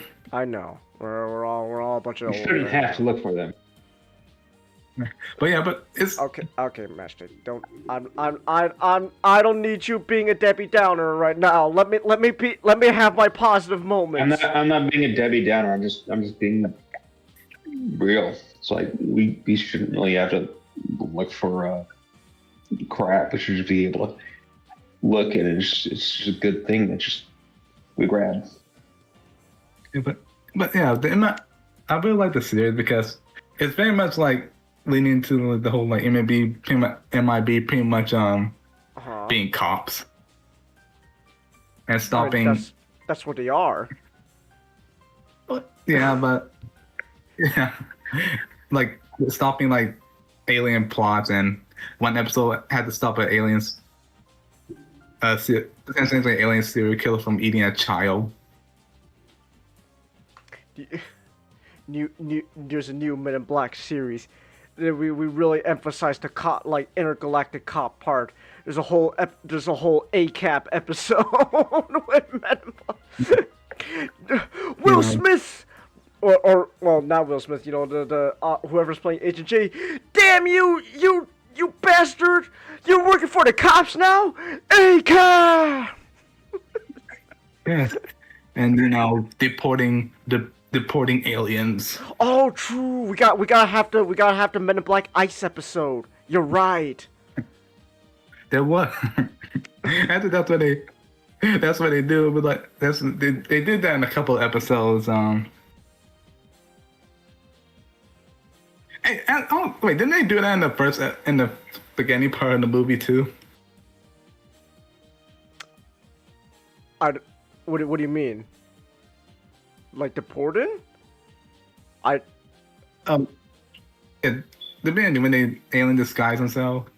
Oh no, yeah, there was a alien that disguised himself as an immigrant, and then they're like, and the whole joke was like when the Men in Black showed up, they're like, all right, the rest of you, illegal immigrants, you could go ahead, go in the country. What really matters is the alien, from space. Now that guy, trouble, no good.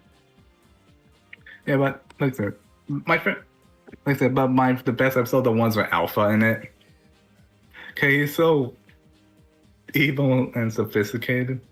Like, well, I would talk to you, Agent J, but I got things to do, parts to steal. Oh, excuse me. There's a group called Alien Lives Matter, right? We're gonna have a new Men in Black show that like dates itself incredibly by having like the most like politically relevant topics as possible, and it has to be as recently relevant as possible, no matter how well this ages or not.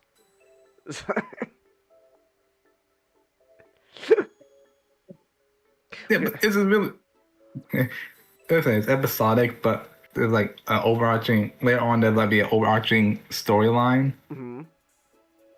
with Alpha and them trying to capture Alpha. I mean, it's David Warner, man. He was Dillinger and Tron. We gotta stop him. Yeah, we gotta stop him. And yeah, like I said, I think it was the same studio also did Extreme Ghostbusters too. And and I watched all of this, well, just on Tubi when it was available. No, it's not. Really? Hold on. Men in Black series. Well, now, hold on a second. It may no longer be on Tubi, but you can watch it for free on the Roku channel. So there you go. Yeah, but I mean, it's not the same as Tubi, but still, it's free. You got a free source right there, legally available on the Roku channel.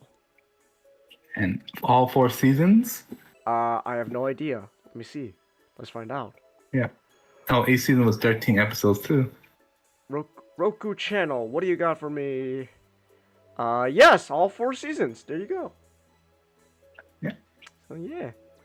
Thank you, Roku channel. That's real cool, I guess.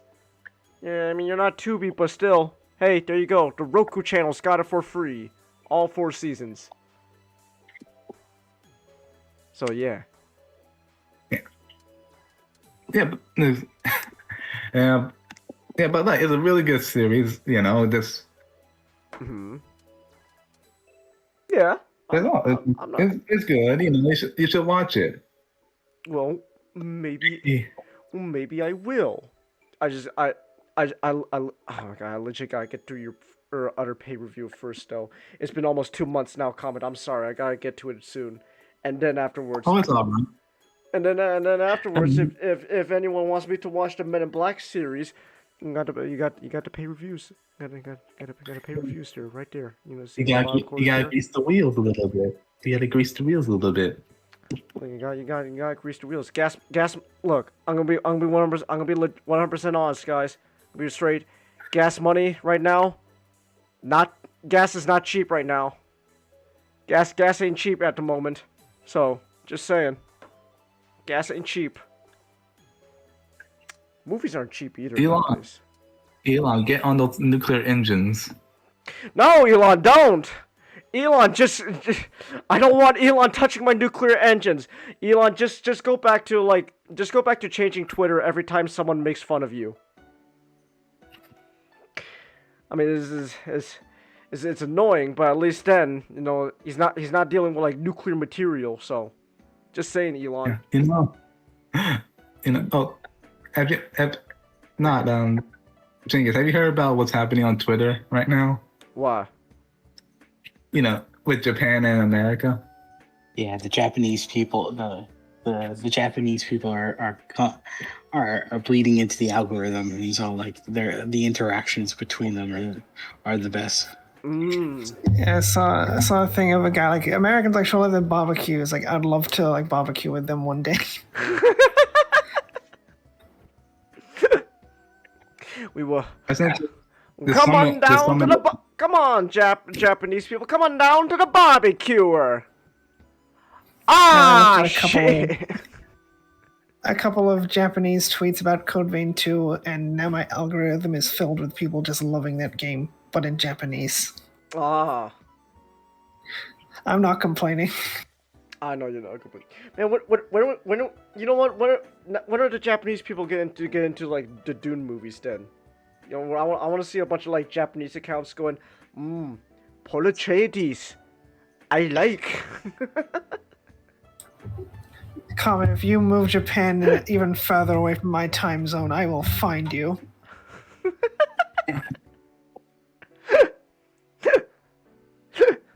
We're gonna get a Japanese Twitter account out there just going, what Deep was right. Essentially, learn that there's you know how we have weeaboos? In Japan, there's Americaboos. Yeah. They're called Westaboos. Westaboos. Those are the ancient words, Nick. I mean, sorry, I called you Nick. Damn it! Fuck! I'm so used to saying his name. Oh my goodness. Comment. Weeaboos is like ancient words. Those are the old words. Man, that was back when the words like weeaboo, Westaboo, no one uses them anymore. Comet. Those are the ancient words. This was back in the day when the planet Arrakis was called by its ancient Fremen name. Dune. Dune. LISAN. So. Buddy! Oh!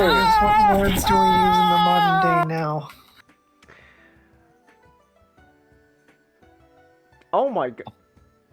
We call we call them like 8 hours minimum. I don't know about that is a fair amount. I don't know about 8 hours. That's a fair amount for that is a regular amount for a video game campaign. All right. For 6. 8 hours for a linear game is actually can actually be pretty good. Yeah. Well, yeah, 8. It's like. All right. Well, you do 50 on a Yakuza game is 50 hours average. Like this is like a Call of Duty campaign or a Halo campaign. It's like 8 hours is like average shooter length. All right. All right then. I'll see about what. It's 8 hours. Matchstick gave me $50 dues to play Marvel Rivals for 8 hours. All right, I'll gas. Well, hey, you asked for gas money. I did. All right. Why you don't play? I'll go give. You have the space for it. You have. You have. I know. All right, I'll give it a shot. I'll give it a shot. I also. You have to play. You have to play. You have to do stuff with both support, tank, and fighter. Hold on. You just said I paid you. You paid me to just play Marvel Rivals. You didn't say what to do specifically. You just said play the game for 8 hours, and I'll play the game. But you never. You're okay. Fair enough. You'll probably just do it. Oh. But You know who else bribes people to do LISAN al-GAIB? people in Dune? People on LISAN al-GAIB. The Mud Deep? The Mud Deep? Ask Paul how he's doing in this glorious post-jihad era. Paul's there, just sulking in a corner, like just quietly hating his life. So Dune Messiah is an interesting little book. And I do mean little because it's about a third the length of Dune itself. That's all. Less than a third. So Magic. So Dune wasn't originally like. It's sort of. I think it is sort of like a Lord of the Rings situation. I can't remember if Lord of the Rings was split up originally or this really feels like the falling action of Dune. Like this feels like it would have fit right in. Because Dune, the original Dune novel, it wasn't originally posted as a novel. It originally was posted as a part 1 and a part 2 in I can't remember which science fiction magazine. I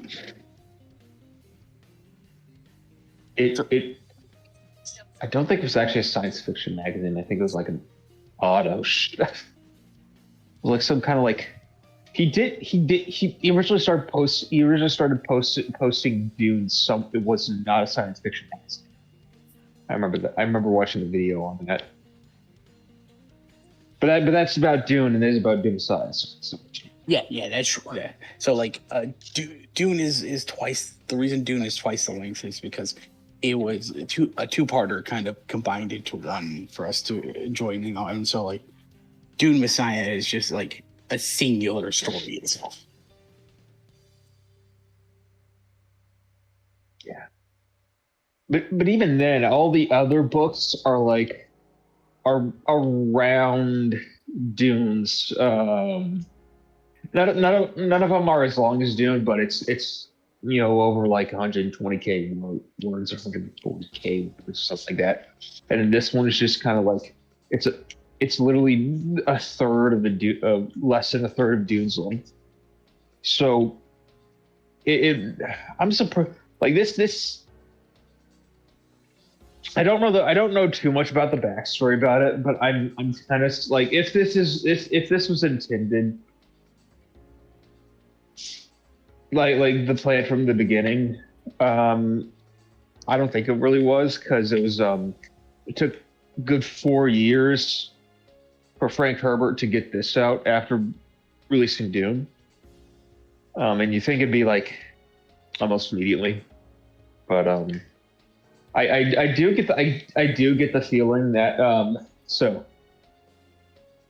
I haven't looked this up, but this would be my guess, is that I think Frank Herbert wanting to made Paul too heroic in the first book, and he wanted to get the point across very exactly about Paul in the second book. Because Dune is all like the core message of Dune is, be careful about your leaders, and then he just made Paul too heroic. So in Dune 1, so you got to correct that. You got to make him Giger Hitler. He's like a 10,000 on the Hitler scale. Hello? Yeah, we're here. Okay. Making sure I wasn't cut off. Dune Messiah it's going to be translated really weirdly into the movie. But like, you had the trailer of Dune 3, and I was like, I think there's about time to read Dune Messiah, because I've read Dune 1, might as well read Dune Messiah. And so I read Dune Messiah, and it's a very weird book because the actual plot is it's kind of it's not as much as the focus as all the philosophy around, man, this sucks, man. Man, the jihad sucks. Paul, like the world Paul brought around sucks. And that's kind of just, it's all the philosophizing around that. And then the actual major politics stuff is kind of, it does feel kind of like a B plot, honestly. Not really, but it's secondary. Because the main, yes. Oh, I was just gonna mention, like, because Frank Herbert, he was adamant that, like, he didn't want to make Dune into a political story. He was using the idea of politics as a means of how these form into a means to, like, bringing down people. Mm. So it's like, with like the Bene Jesuits being the Bene Jesuits, and then like the Bene Talu in this, representing religion, and then with this. Is that how you pronounce it? Talu? Talu, it's spelt really weirdly. I've been saying it. I've been saying it in my mind. The Tiliazu. It's like they have a weird name. It could be Tiliazu. Tiliazu. Yeah. But sorry to interrupt. Continue. Yeah, like all these three, like they all kind of represent. They all just kind of represent like factions vying to like oppress people, and along, and then with the it's like, Paul being the messianic figure, he comes from some initially good intentions, but like he starts to abuse the narrative that these people hold dear. And then like he slowly kind of chips away from being like a King Arthur to no different than a modern warlord. Mm.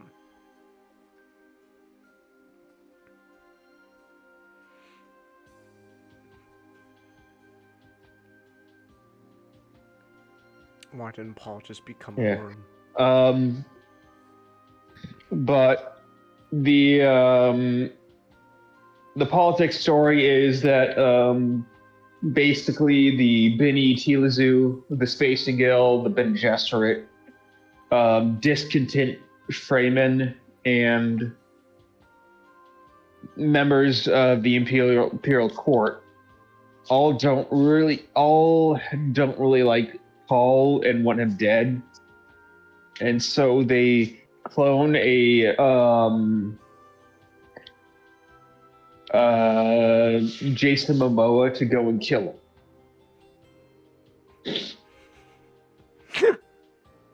And that is the first scene in Dune Messiah.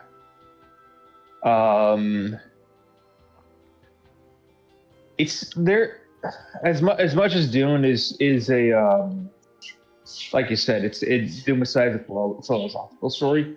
They're gonna have to rely more on the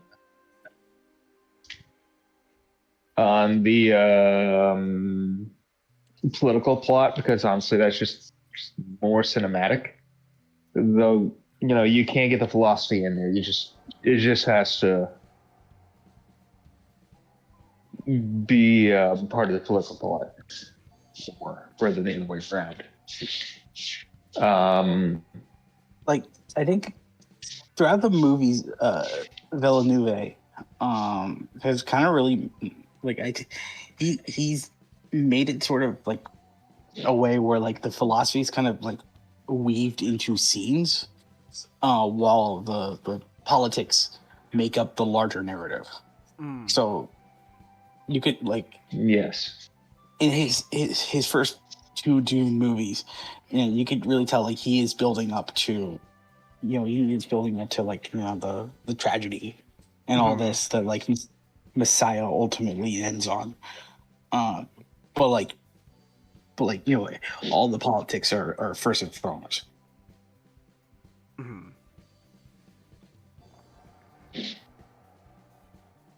But from when I have not seen Dune 2 yet, but from what I understand, the only really part that's going to be really rough to get in there is Chani's whole deal. Because Chani was like very lockstep and key with Paul, and her whole part is her trying to get pregnant in this book.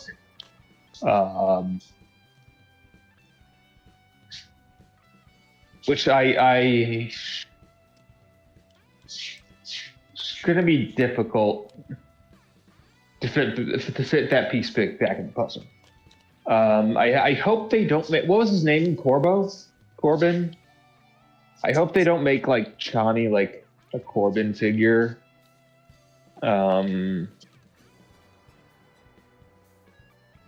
In the new movie. But yeah, Dune Messiah is going to be an interesting. Dune 3 is going to be interesting. Dune Messiah, it's we have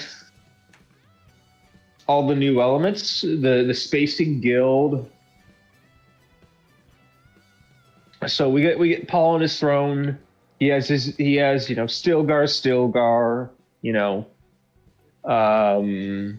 We got Jessica doesn't show up at all, or Gurney.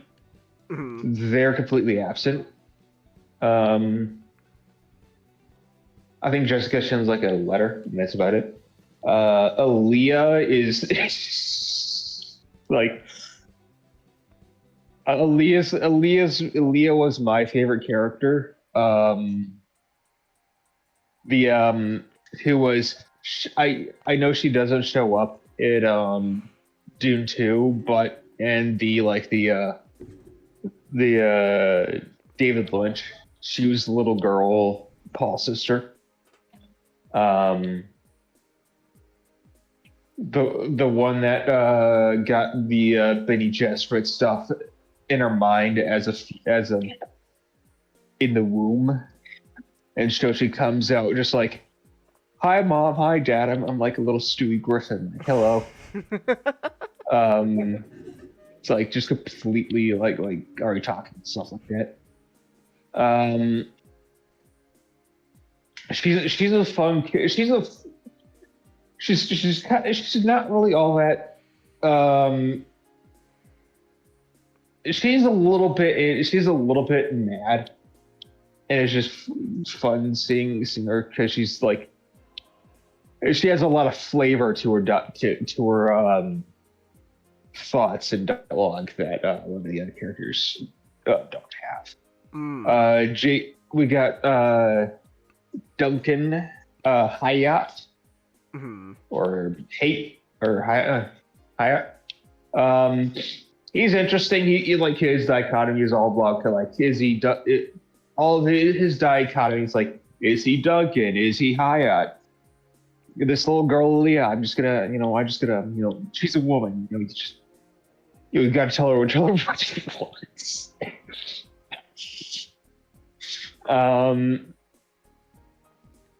You got the Benny Tilizu with Space Dancers, Robert Pattinson. He wasn't. They were interesting. They were fun. I'm interested to see how they're going to do the shifter stuff. You know, he was a little. They were fun to read. I've yes. I love the Telos. Like they are like the land's rad, and like all the other groups have to pretend like, oh yeah, we don't like the Tila Zoo. You know, they're a bunch of xenophobes. You know, they're producing like you know, like inhumane experiments. But it's like, but we always, you know, if we need a favor, we're always going to count on them. Like, I love that, like, you know, the Bene Jesuits, like their whole shtick is like, oh, we learn to master the mind, and so like the TLS is like, nah, we're gonna go full eugenesis. We are going to make, you know, some of the most horrific body of horror this galaxy has ever seen. And it's like, yeah, we're just gonna, you know, we're gonna clone Jason Momoa, and then we're gonna have like a little endless list of Jason Momoas for a weird worm guy to have later on.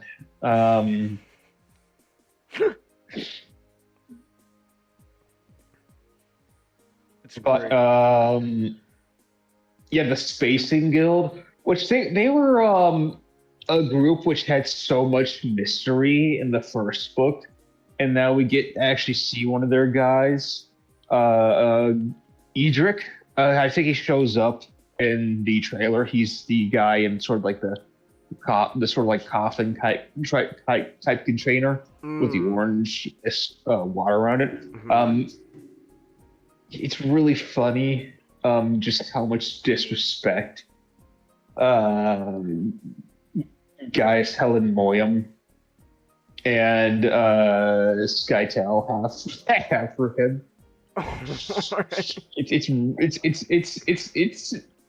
is both kind of a letdown and kind of interesting about just so this group that had so much mystery and intrigue about them in the first book, he shows up and he's just kind of shouted down anytime he tries to. They're like weird fishmen in containers. It's interesting. I sort of like that because you could tell just how up their own ass the two religions are. He is despite being disrespected so much, he actually is such up his own ass. He was like just back talking to Paul, and then Stilgar's like, "Why haven't we just killed this guy in?" Oh, Stilgar. I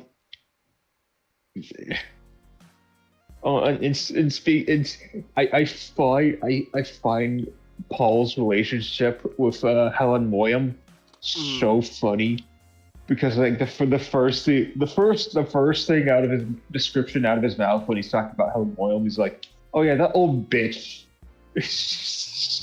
That is funny. Paul really doesn't need her. It is really funny. You know, Helen Moyam was in Dune Messiah. Erulin continues to be a girl failure. It's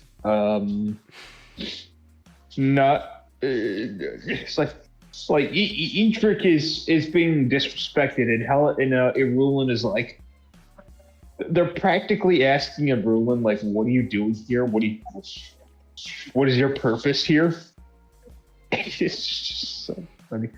But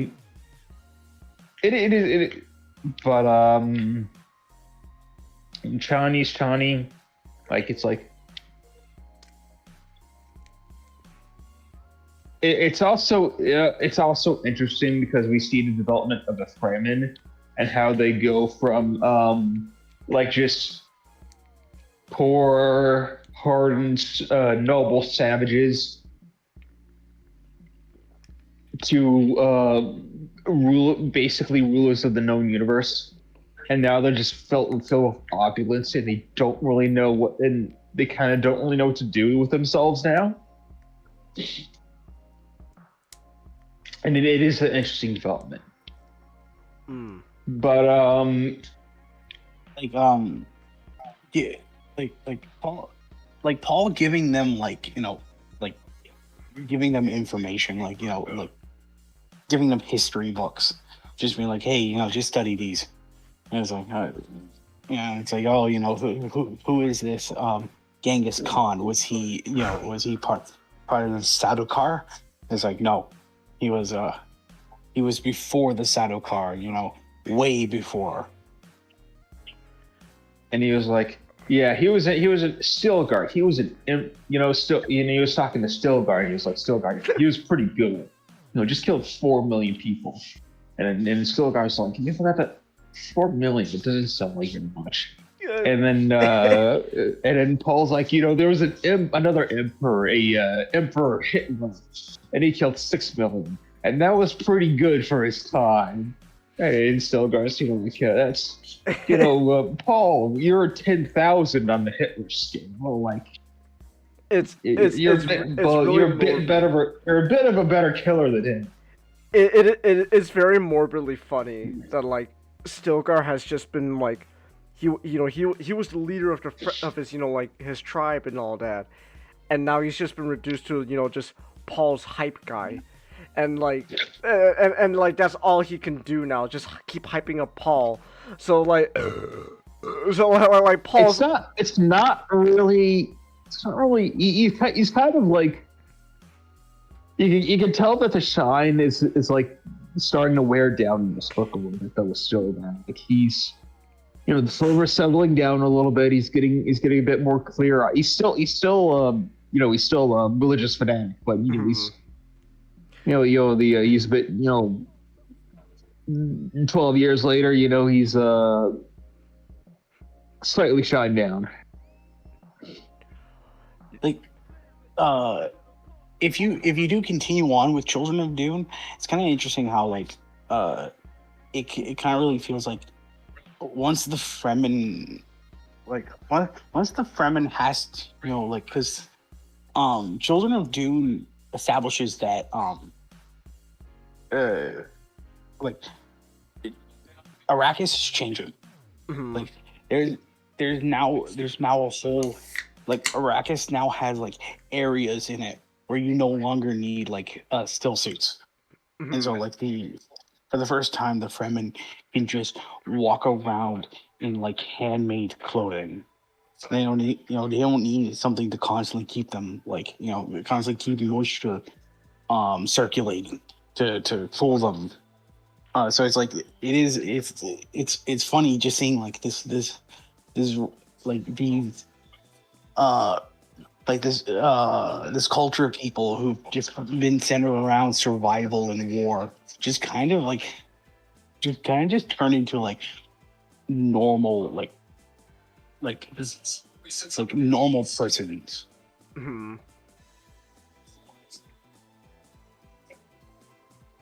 It's after 30 years of unbelievable wealth and a generation has passed, it's it's just, they're just, not hardened anymore. But I do plan on, I'm gonna sneeze. It's just still funny that. Bless you. But after I do have some list of books I want to read, and then I will get to Children. I do plan. I have the full series. Warner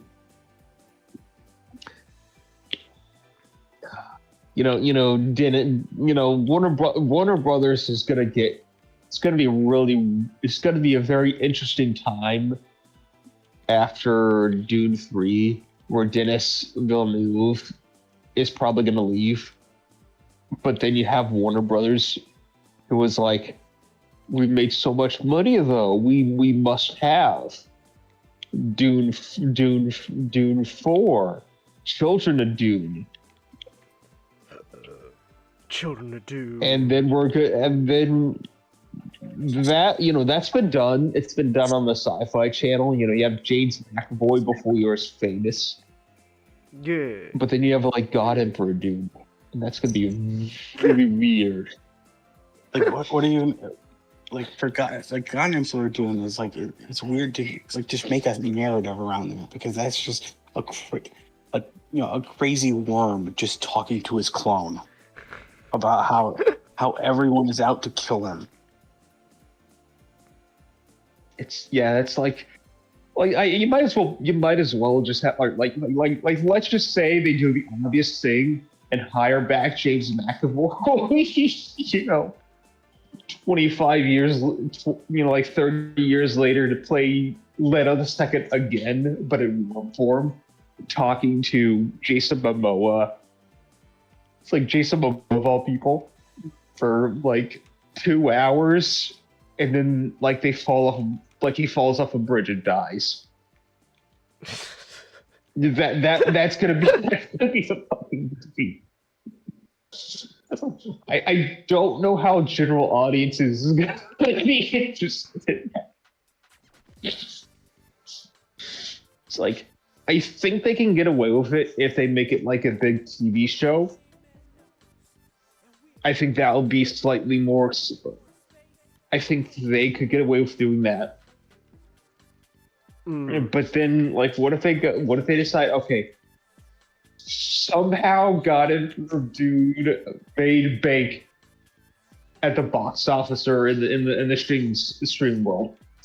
Now we're just gonna keep on doing it. We're just gonna do Heretics of Dune and Chapter House of Dune. Like, it's like, okay, are we gonna do this? Are we gonna do the Brian Anderson, the Brian Herbert stuff now? It's like, it's gonna be an interesting time after Dune 3.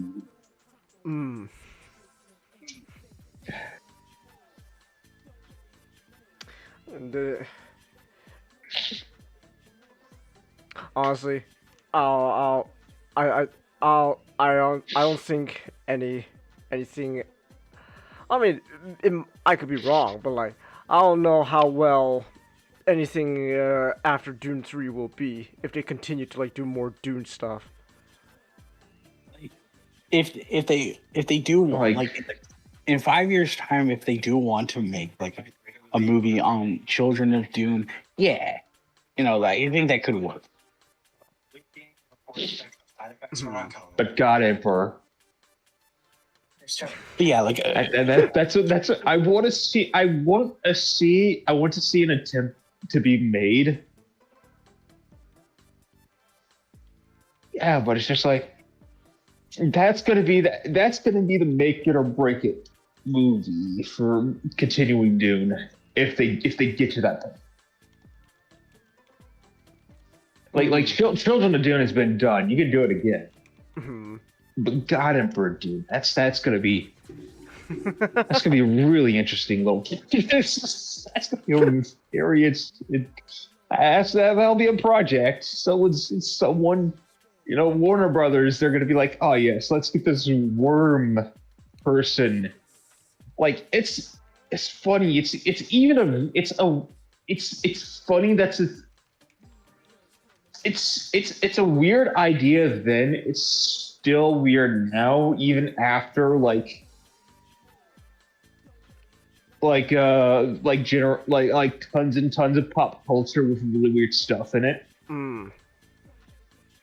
This like God Emperor Dune is gonna be exceptionally weird compared to that. It would be an interesting. I don't know what would come of it, but I do want to see it be tried. We can't just leave it with a billion Mandy the Billion Man, the Billion Mandy episode. I want to see. I do want to see someone take a crack at. Got it. It would be fun.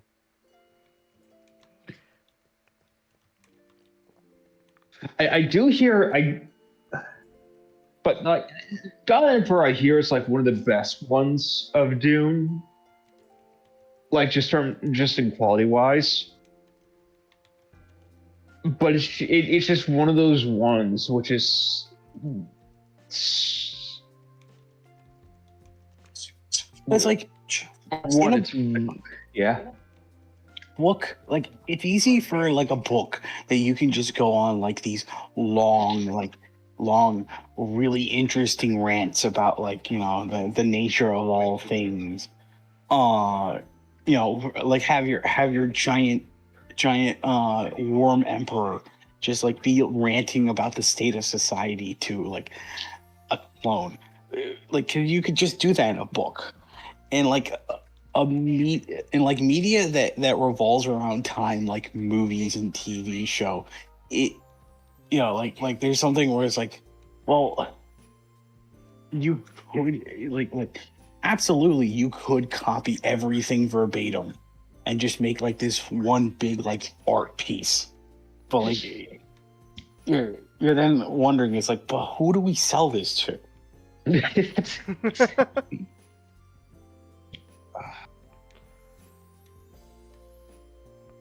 Like it's like, how will audiences take just 3 hours of philosophizing between Jason Momoa and like maybe James McAvoy playing a giant worm man hybrid Turbo Hitler? I don't know. It's like you probably can't sell it. It's like just imagine someone pitching that to like a WB exec, and like the WB exec has to say to himself, "We've made so much money on Dune 1 through 3 and possibly 4 at this point. Do we go with the giant worm person?"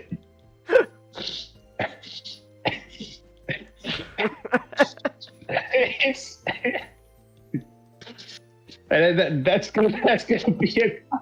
It's like that's gonna be that is gonna actually be a conversation, and WB, you know, like a year from now, like that's gonna be an actual conversation, like not like next year. This will be a conversation in WB. Someone will be pitching just a giant, like, how do we do a giant worm man? Maybe for 2 hours. Then someone mentioned maybe we cut out the giant worm, then he gets thrown out the window. They're maybe we cut out the giant. We cut out the giant worm, and they're like, done. There we go. I like your thinking. So we do the God Emperor of Dune, yes, without the God Emperor, yes.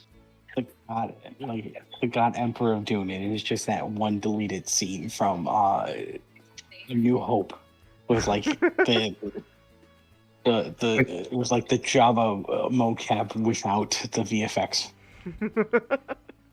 You're like, what if? Okay, hear me out. What if we replace the worm with a guy in a golden suit? You know. Speaking of Warhammer, I find it funny because now I know where the origin of the Emperor being an atheist to his own religion. He's like, yeah, he's just Paul in that aspect. Except Paul's done better. No, because Paul didn't choose to become the worm. His son had to become the worm. The Paul, the golden. Yeah, but I haven't gone to God Emperor, so I don't know if Leto II is like a kind of like hates the religion as much as No, possible. but like For all I know is like Leto is like, yeah, I like the use of this. the whole You know, oh, go ahead. you know who else didn't become a worm, Chinggis? Who? The God Emperor of Mankind. Oh, damn, right. Master, who's gonna take the God Emperor's place in Warhammer to become a giant worm? Oh, probably a Primarch or something. I don't know, Gilliman or something. Let's put Gilliman in a giant worm. Somehow. Gilliman doesn't become a worm; he becomes a giant gorilla. Somehow, Horus has returned, and for some reason they make him the giant worm. Well, I think there's a clone of Horus somewhere. There was, but he was like, he didn't have the soul of the Primarch, so he didn't have any of these like, really any of the superpowers, so that's how they justified it. And then Abaddon just killed him. Oh, okay.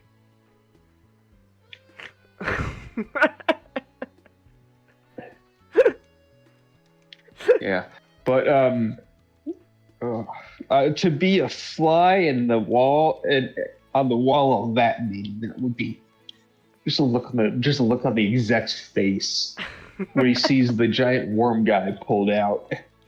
But that's gonna be all of it from me tonight. You guys have a good night. You have a good night now. Yeah, have a good night. LISAN ALLERGY. LISAN ALLERGY! Imagine trying to adapt Heretic. Oh wait, go ahead, SGD. And Chinggis, I know who's going to become the giant worm. Oh, who? Vulcan. It turns out Vulcan lives, but he turned into a giant worm. Oh, I see. Paul, the golden path is right there. It says you gotta become the worm. No, I don't wanna be worshipped. I wanna be a man. My son can be the worm.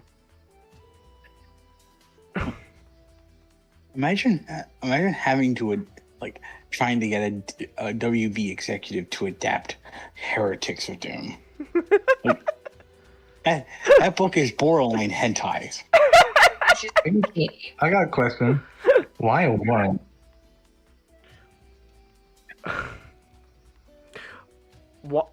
Why a worm? Because the sandworms. Shai Halud. Duke Leto, Leto the Second, he killed all the worms so that he can become the worm, so that he can control the production of spice, because all spice comes through him. Doesn't explain anything. It literally just be like, I am going to fire all, I am going to kill everyone cultivating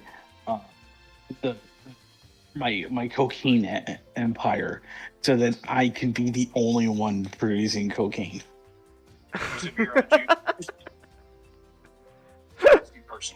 She went missing up here in the Sierra National Forest. That's great. Oh, man. You know, that spice though, we could make some good shit out of that. We can make some good food. We can make a killing off of it. Not. I'm just saying. Man, what you know what? I'm telling you. The hit show The Bear. Carmi's stupid. He should just travel to the future, go to the planet Arrakis, and grab some of that spice. Everyone's gonna be addicted to his food, no matter how bad it is. Like, is he stupid? Are fine dining establishments stupid? Not? Why don't they just sell the spice melange?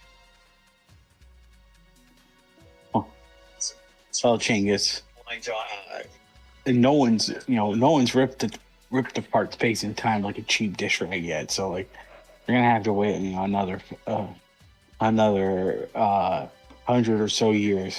Damn. Okay. I guess I'll just deal with the current state of dining then. Damn.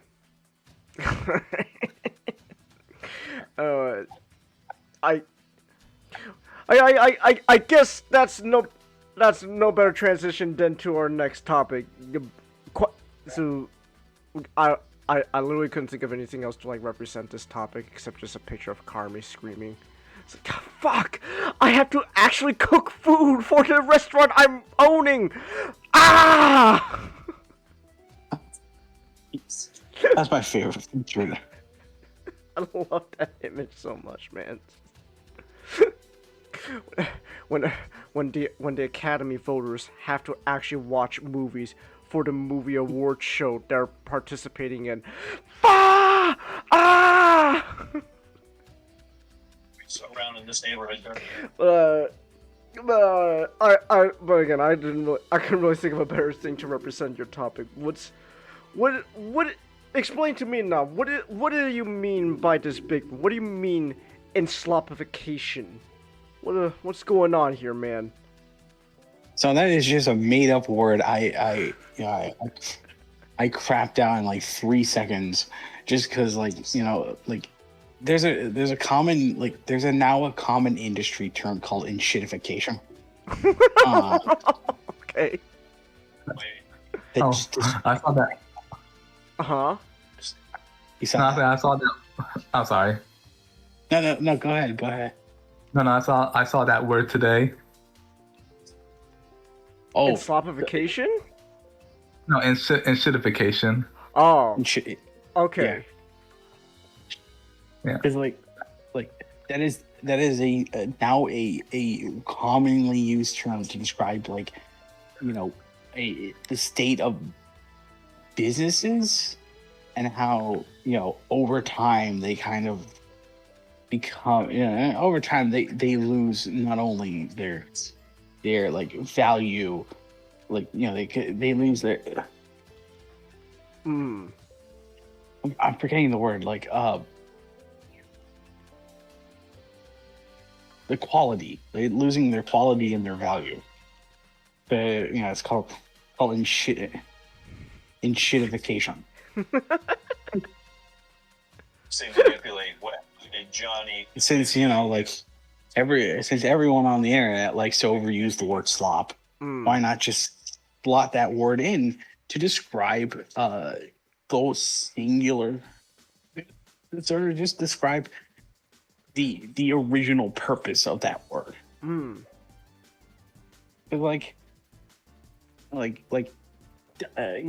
Dining, very interesting topic.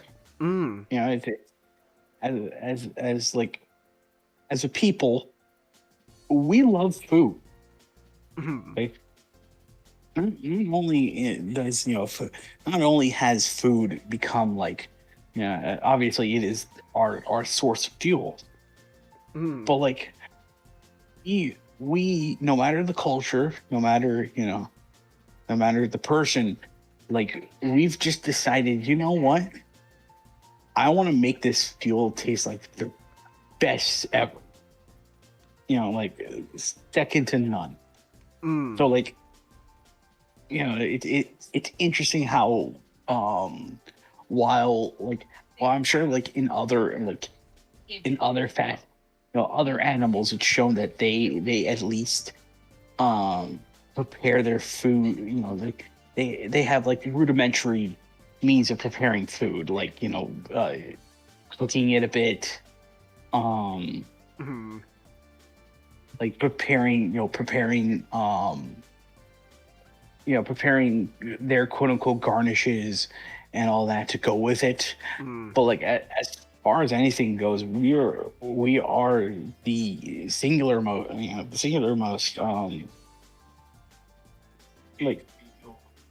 single most intelligent species on this planet that treats our food more than just simply means. Right. Simply a need of survival. So and not only that, a lot of like, you know, like everything, you know, everything, During that time, do you remember her saying everything, is our way, you know, like, what I'm trying to apart, what I'm trying to lay down is that, you know, there's a lot of things in our species that is related back to food. You know, we use the word taste as a general, like as a generalization for like likes, or you know,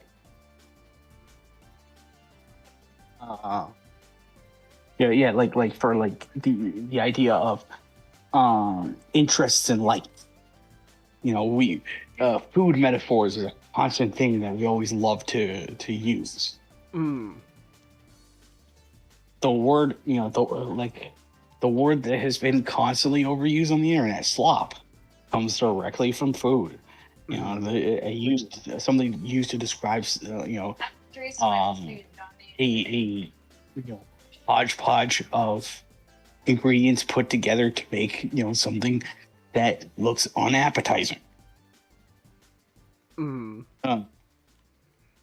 And the reason I kind of want to talk about dining, you know, dining as a whole, is because I was sort of inspired by a clip from a YouTube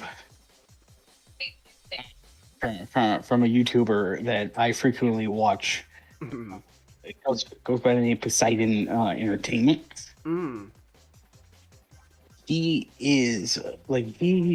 regularly does theme park videos. Mm.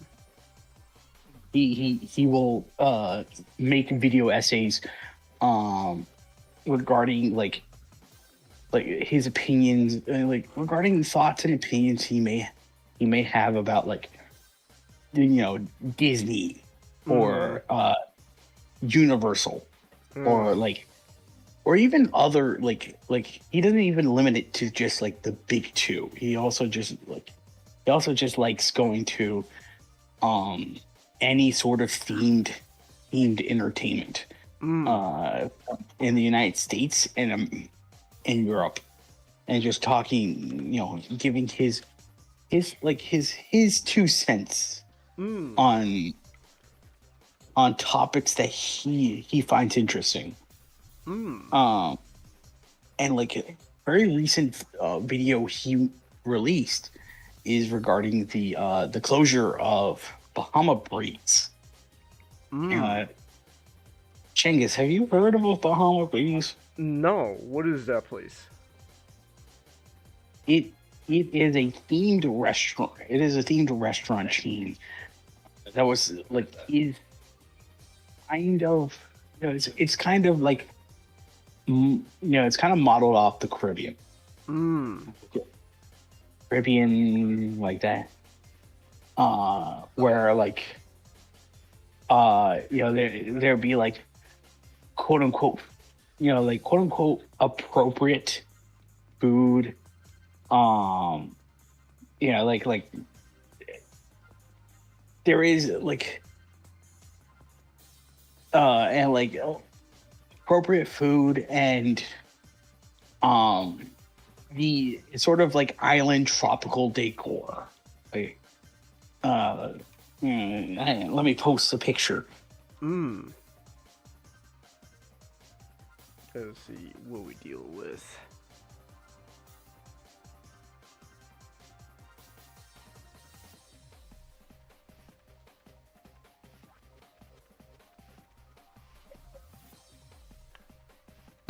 Oh, excuse me.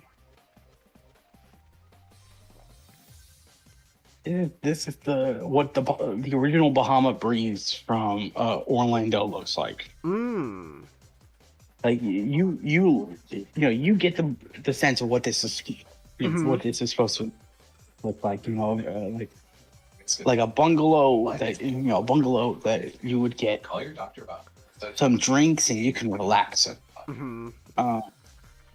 Risks: report fever, confusion, now, muscles, baby life, Bahama Breeze. baby permanent, high blood, Breeze, despite a lot of its aesthetic, Mm-hmm. its inspiration, it's very immense. You know, like a good chunk of its menu is dedicated to burgers, which is not in any way like associated with Caribbean cooking. There's I think there's just few items on the menu like that revolves around like jerk spices as a common thing. And like obviously you get like seafood dishes, but like they're seafood dishes that you kind of expect from other restaurants. Like a fish taco is not unique to a Caribbean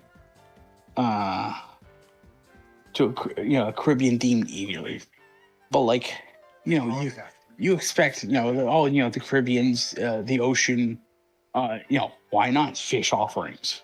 So like mahi platters and and all that stuff. So like it is a restaurant in the style of the Caribbeans with a very American felt. And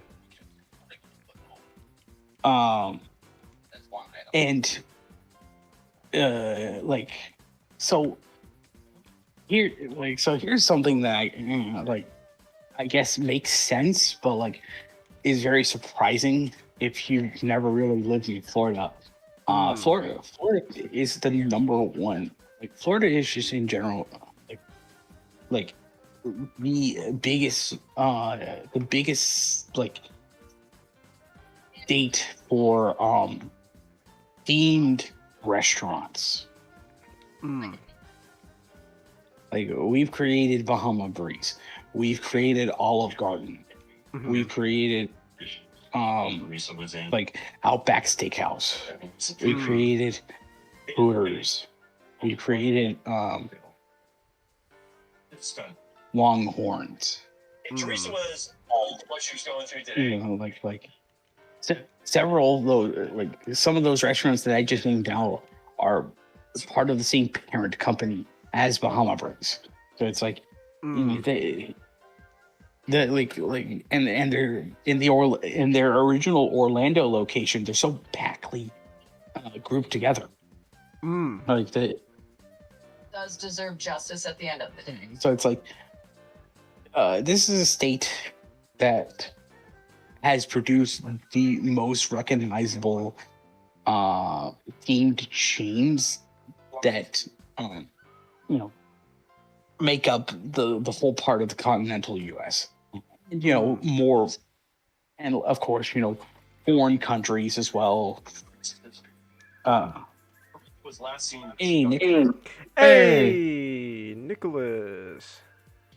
Yes. How do you do? Good. It's been I got in, but I woke on sooner, but it was like a long day for me, so I had to take a nap. All right, that's fine. Yeah, it was busy, so I was doing something pretty big. We're talking about restaurant Enslopification, Nick. Neat. I got back from C2E2. It's this early this year. Oh. Yeah. Oh, I didn't know that. Oh. Yeah. Wait, do they usually? Are they usually this early? It's usually either late March or early April. Okay. Or late April. It's usually somewhere around the spring. Yeah, last year when I went, it was like early April. You get anything cool? Yeah, I got some things. Just playing up. Not much, just 2 things. Oh, dang. Okay. But you'll see. Wait, no, that's streaming screen. Oh, I try. Yeah, it's camera.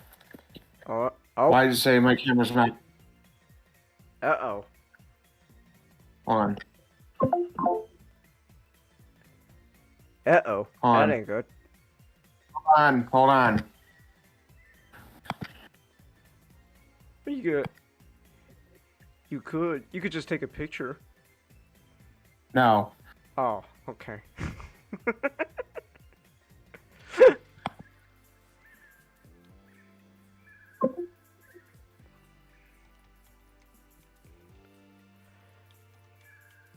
Alright.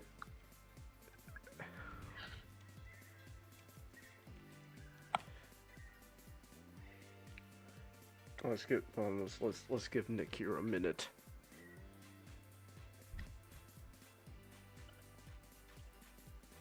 Alright.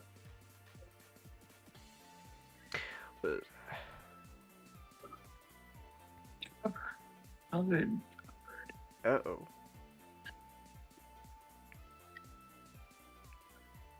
Alright. Well. What? Okay. I guess while we wait for Nick to fix this thing, where were we again? Not. I mean, and you was kind of just talking about like Florida. Florida, we're known for this type of stuff.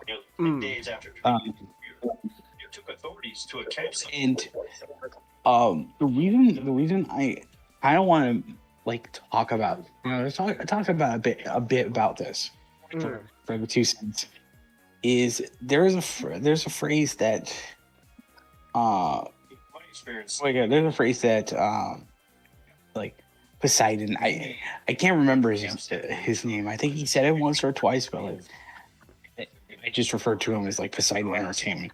So he says in the video one of the things that contributed to the decline of Bahama Breeze was the fact of something that something that it rings true for restaurants, even Red Lobster, and that's the younger generation, Gen Z. They're not going to more sit down restaurants anymore.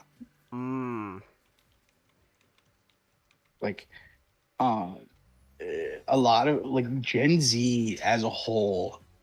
I'm not sure whether or not this is verifiable or not, but it seems like Gen Z as a whole, their dining preferences is slanted towards casual and supposedly authentic.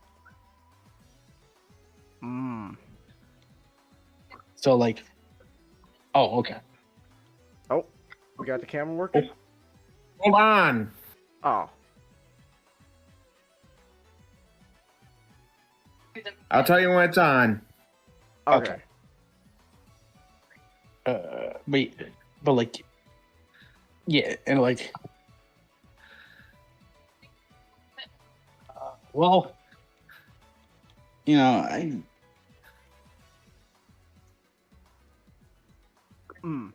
don't really have a very high opinion of Gen X. Well, no, Gen Z. I mean, Gen X, I don't have a high opinion of. Gen Z, I too don't have a high opinion of. People have said I'm part of, I'm supposedly a part of Gen Z, even though, I think the cutoff date for the minimum cutoff date for Gen Z is 2001. I'm born in 1989. So that could make me a millennial. Gen Z started in 97. Really? Ah. Yeah.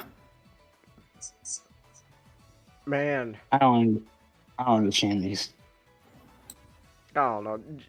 Gen Z is that weird generation where there's just they got to experience a whole new millennium happen right in front of their eyes, and meanwhile, after that, Gen Alpha, I don't know. I guess they're watching the AI fruits on TikTok. So It's like Sight. thing is, all I know is I was born before 9/11. So, but like I've never experienced a pre 9/11 world, but I was born before the towers fell. So like, a part of me was in this world. Part of me was in this world, but not conscious yet. Before, like, that era has been a thing. Damn.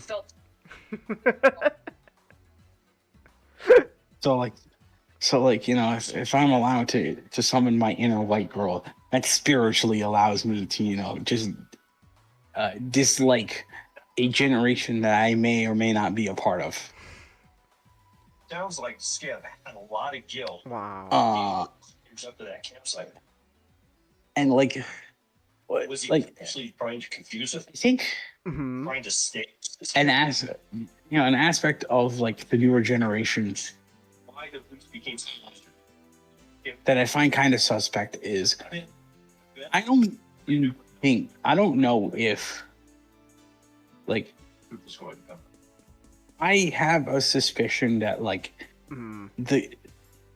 the gravitation away, you know, the gearing away from like sit down train restaurants, themed or not, in favor for supposed mom and pop, quote unquote authentic fare. I don't think it's natural. Because Gen Z more than any other generation seems less likely to. They seem like the less skeptical of the generation before them. So like I understand going to a new area, you know, like potentially going to like a new country even, and just being like, you know, you want to taste something, you know, that the locals want to taste. You know, because like you actually want to savor something from a different culture, instead of just going to something familiar that from your own land. But like more often than not, I've kind of just like I've noticed that Gen Z is often like will often gravitate towards something that's told to be authentic, and never once do they kind of like verify it or question it. So it's like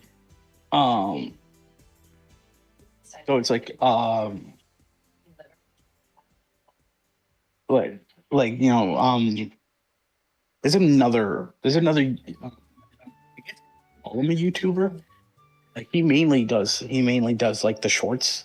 They're YouTube. He goes by the name of Japan Eats,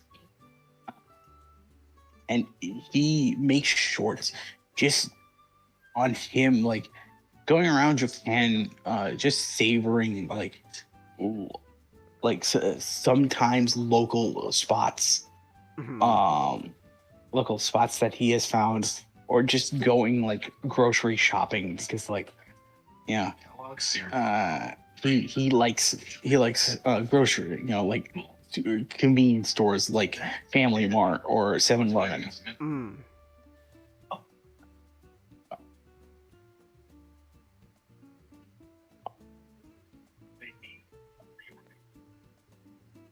There we go.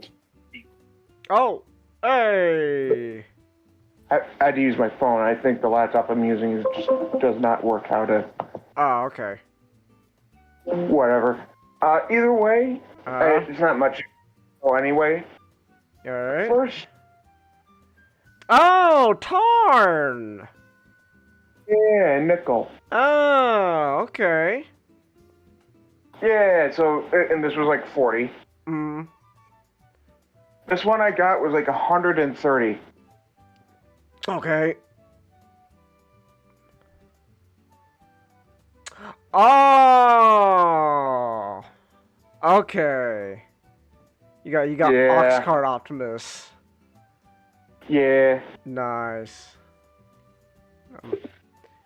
All right. Thanks for making me jealous, Nick. You're welcome. Okay.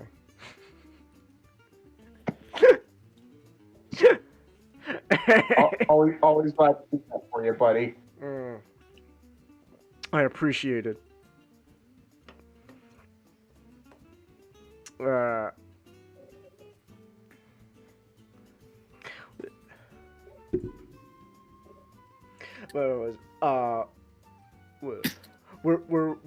were you saying, Donut?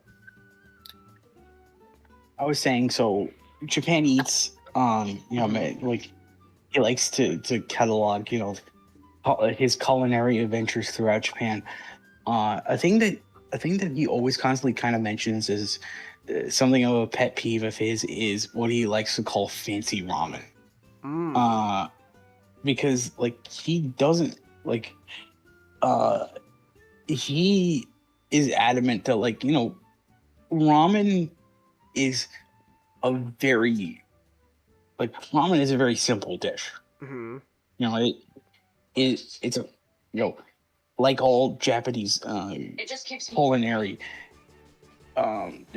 they make simple dishes that take a long time to master, but they all consist of very simple, but they still all consist of very simple ingredients. Mm-hmm. Yeah, so he's wary of a lot of ramen that tries to differentiate itself with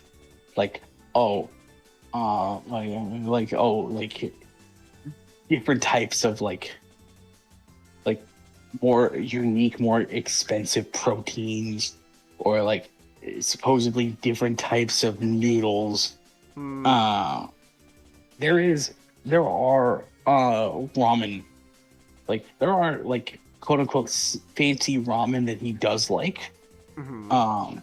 But he's still adamant at the fact that a true ramen experience that you could get can just come from just come from a hole in the wall that you can manage to find that will just give you a very nice hot piping bowl of noodles along with the the culinary the culinary staple of the region.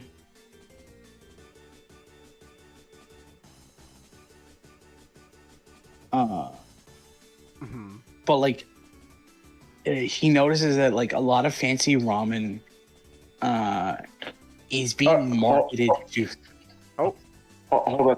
Check this out. Okay, hold on. Ah, nice. Yeah.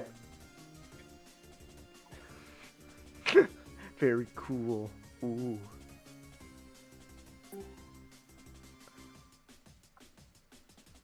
But it's this ramen that's being these fancy ramens that are being made in places like Shinjuku and Shibuya, very very areas where you would imagine touristy traps, in places like Times Square, attracting foreign tourists by trying to say that this is authentic ramen.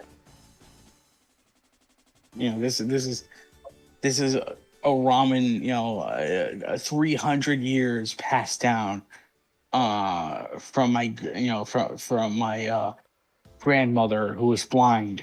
And I learned these secrets that are coming down, that come down to you. There's bullshit like that. Mm-hmm. That like the average tourist who may not know any better may fall hook, line, and sinker for it. But then you also get like you also get like the influencers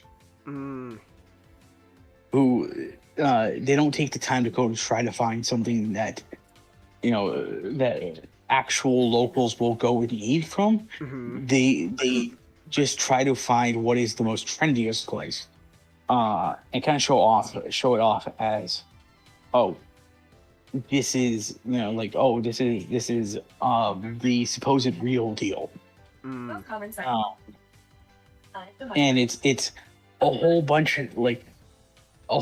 of fancy ingredients masking what is just may overall just be a very mediocre soup. But you got the sales page, you got the grandmother story.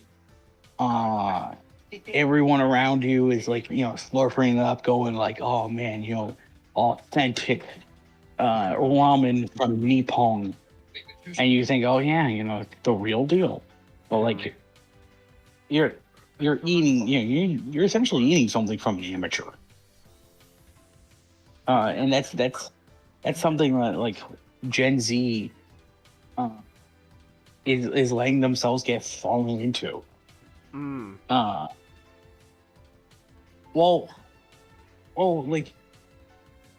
I understand. I do understand. I do understand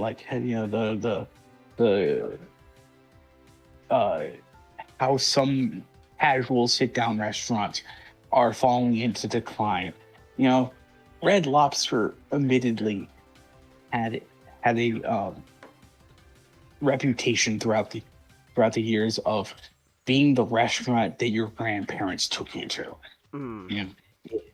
It has lobster that's made more so for the palate of very older people. Well, like seafood. For the palate of very older people. Red Lobster went from being something seen as prestigious and very upper middle class dining to an untrendy bland shack that again that your grandparents loved. And that was something that thankfully as the years went on as the years went by, they're very young CEO managed to kind of add things that would appeal more to younger tastes. I hear mixed things about the their seafood boil. But they Red Lobster now more than ever has been doing successfully. So it's a true wonder that they've managed to come back from bankruptcy. Yeah, that's actually great, because I remember for a time there was a moment where I was like, oh man, is this it for Red Lobster? Damn. Me too. I there were several places I knew that were closing down. I'm like, oh, but I guess Red Lobster's just gonna go the way to the dodo. But no, they're coming back strong, which is great. But a similar criticism is also kind of levied towards Bahama Breeze, where this is a restaurant that is pretending to be Caribbean that serves mainly American, like a very Americanized food. Mm. And it's very popular with people over the age of 55. Mm. You know, it's like the temple location. Mm. Has a unique built-in where it's built on the pier of, I'm trying to remember, like of a lake. Mm. So like you can, if you have a boat, you can drive your boat from the inlet into the lake and like park it right. Wow. And that became like popular for like a lot of retirees because I don't know if you guys know this, but like Florida has a very popular nickname, and that's or referred to as God's waiting room. That's amazing. Also, hold that thought real quick. I do actually have to go pee again real quick. I'll be right back. Okay. I'll be right back.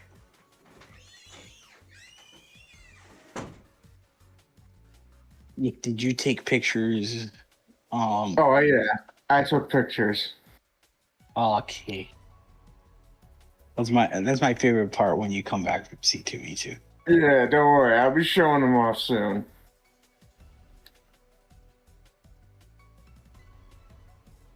Take this opportunity to go get some water from.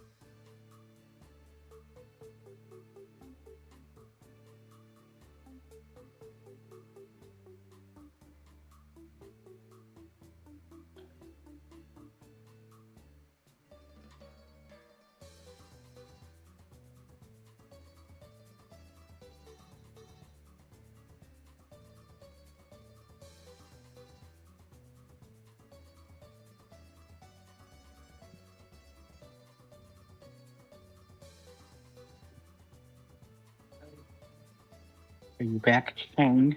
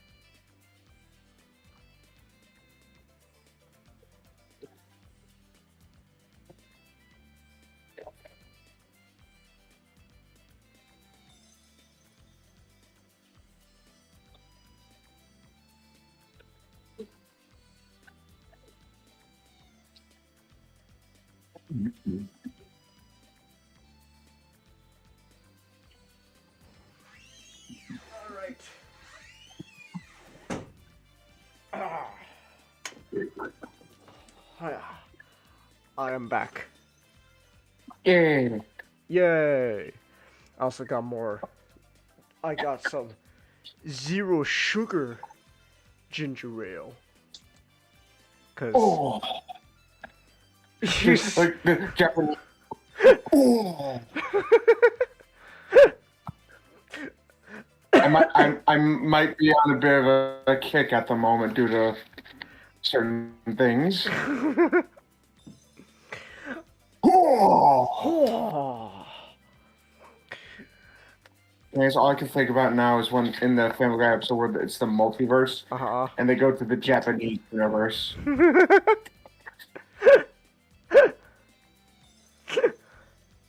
I honor your penis by giving it food. I honor your penis by giving. My penis was hungry 2 hours ago. Starscream just commits seppuku in front of Megatron, and he just farts on him.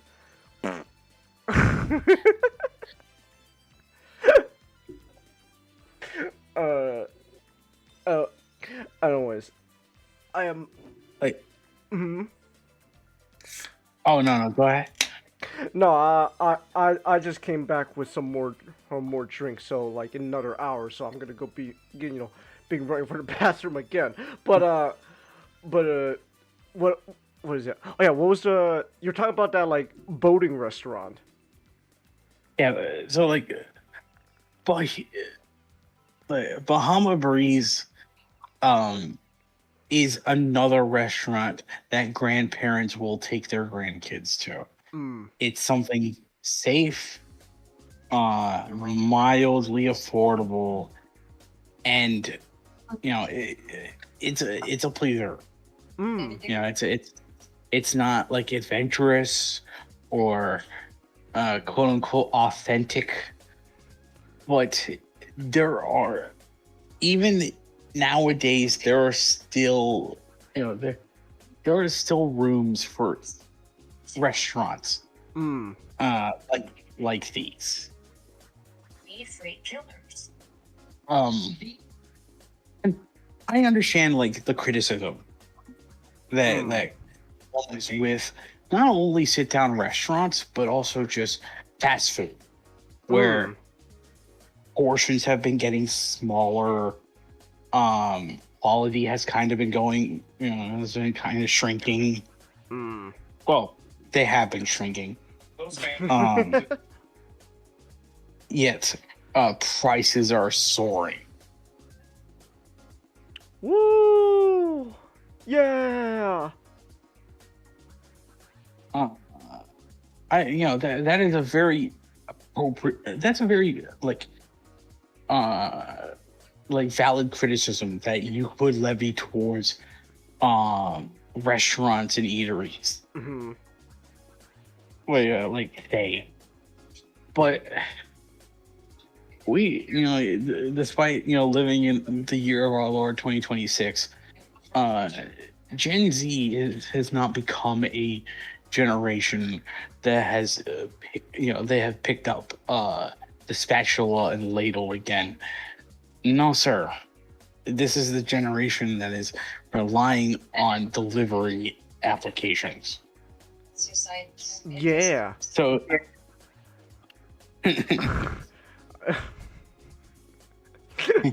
you heard the man, Nick. Pick up a spatula. I have DoorDash. Oh, there you go. Not. Okay.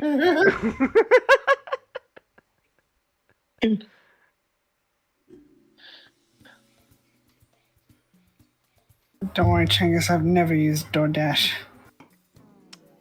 I see. Damn, we got a real one in this. we got a real one. See, this is why we fuck with USGT. You're cool. Don't come to school tomorrow, SGT. I like cooking. I wanted to cook more when I was younger because my mom's food was kind of terrible. Aww. But now I cook a few nights a week, and that's most of the food I eat for the week because my dad's food is also terrible.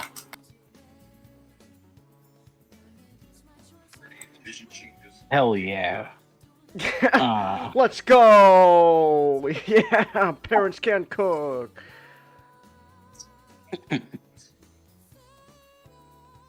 Well, yeah, cooking is also something that I should try to get back into. But we used to be a proper society, not with microwave foods and TV dinners. What happened?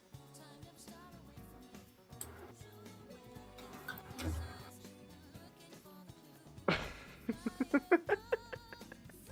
think it's one of those things where people thought they could cook, and it's like it's like with singing. If you think you can do it, you think you're good at it, and then people realize we're not good at it.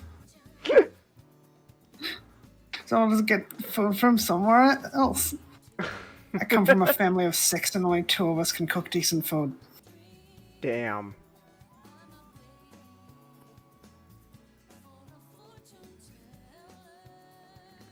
yeah,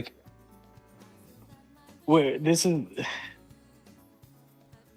in general, despite despite the enshittification being kind of a common practice, this is our generation is not, they're not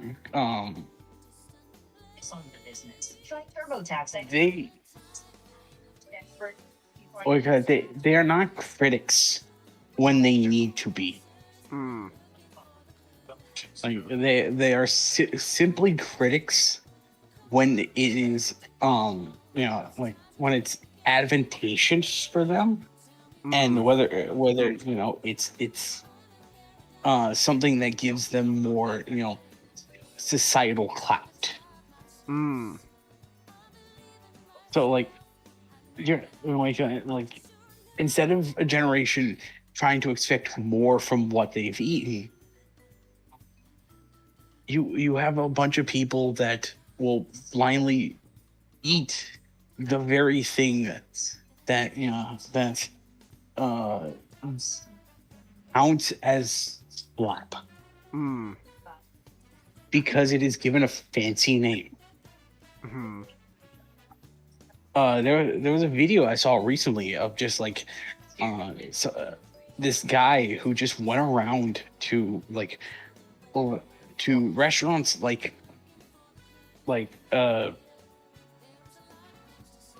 do you know what Just Salads chain is?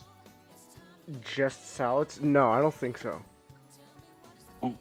Well, there's kind of been a common term for a type of bowl food called quarter slop. Huh. Which is it's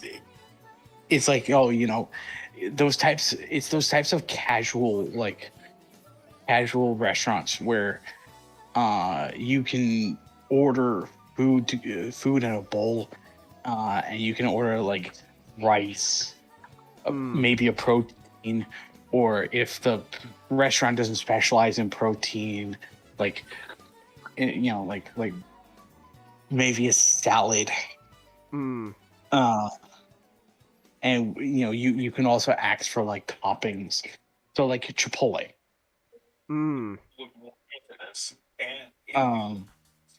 And he kind of mentions is it's, you have a lot of these restaurants that have come to replace salad. It came to replace sandwich places like Quiznos. Or I want to know more about it. or Subway, or Mostly, I want to know why Teresa Beer made this list. pasta places, or other places where salarymen can go get their lunch quick and then go back to the office. And he kind of noticed that while the food is being marketed as supposedly healthy and wholesome. Like, they not only are they not tasting the best, it kind of seems like they're like half the times they're skimping out on portions. And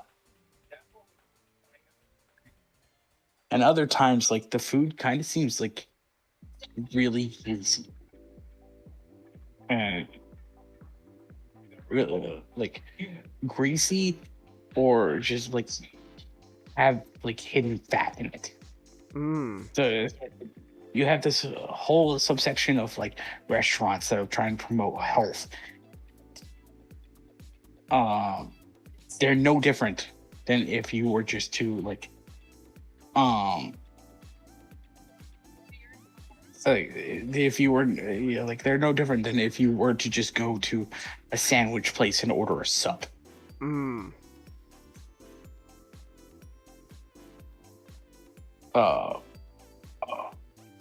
like, you know, there's no criticism for that.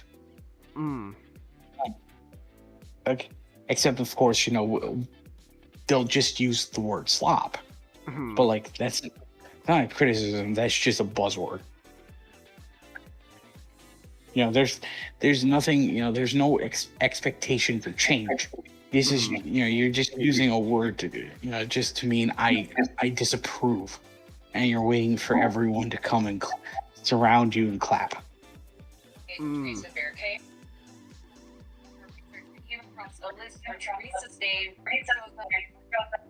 Like, now, admittedly, I will, in front of my friends and God, I will be honest here. I am not a picky eater. I will shovel anything down my gullet as long as that'll be true, because something that I have been, you know, to change. Yeah, like with portions and collections and whatnot. But like, Could have came this more so. part of me,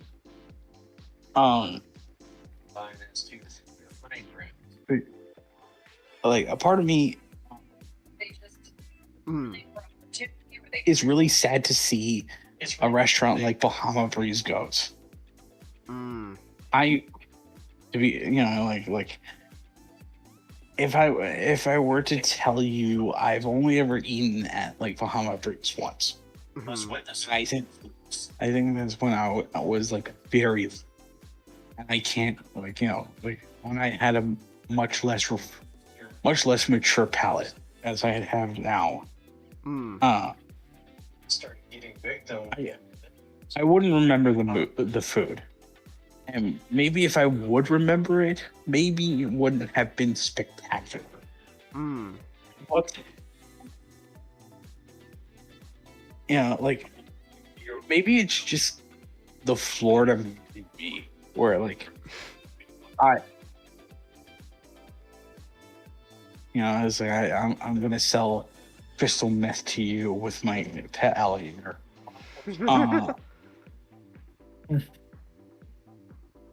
But like, I'm a lover of kitchen. I love something that to other people looks tacky or like, ugly, or just,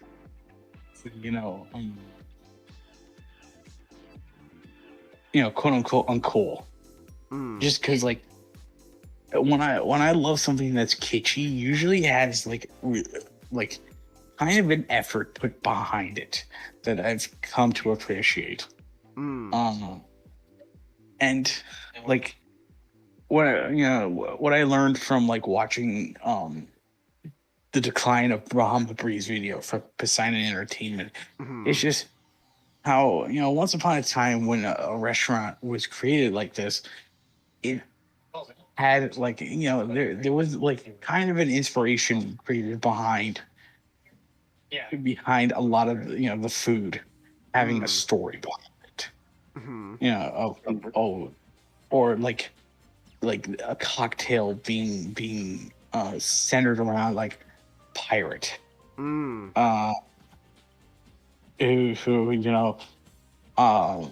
made it her mission to steal from like the British and the Germans and like like the French and all that stuff. And like the recipe to her cocktail was put into a locket that hangs over the bar, and that's an actual thing you can see in the Orlando location. There's just a dagger on one of the tallest posts sticking out that has a locket on it. And like they still have like paintings from a famous artist who let me bite my tongue, not a famous artist, but a decently famed artist who would live out in the ocean on a boat, and he will always like come back to land just to sell his paintings. And so it's like, yes, the food may not be the best.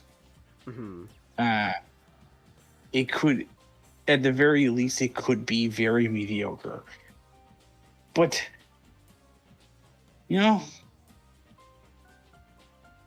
restaurants used to be fun. And I think that's an element of food that like has kind of just gone away throughout the years. It's just fun. You're gonna head to bed. Yeah. Also, I like to add, I think another thing also that all these restaurants these days buy from the same source. Yeah.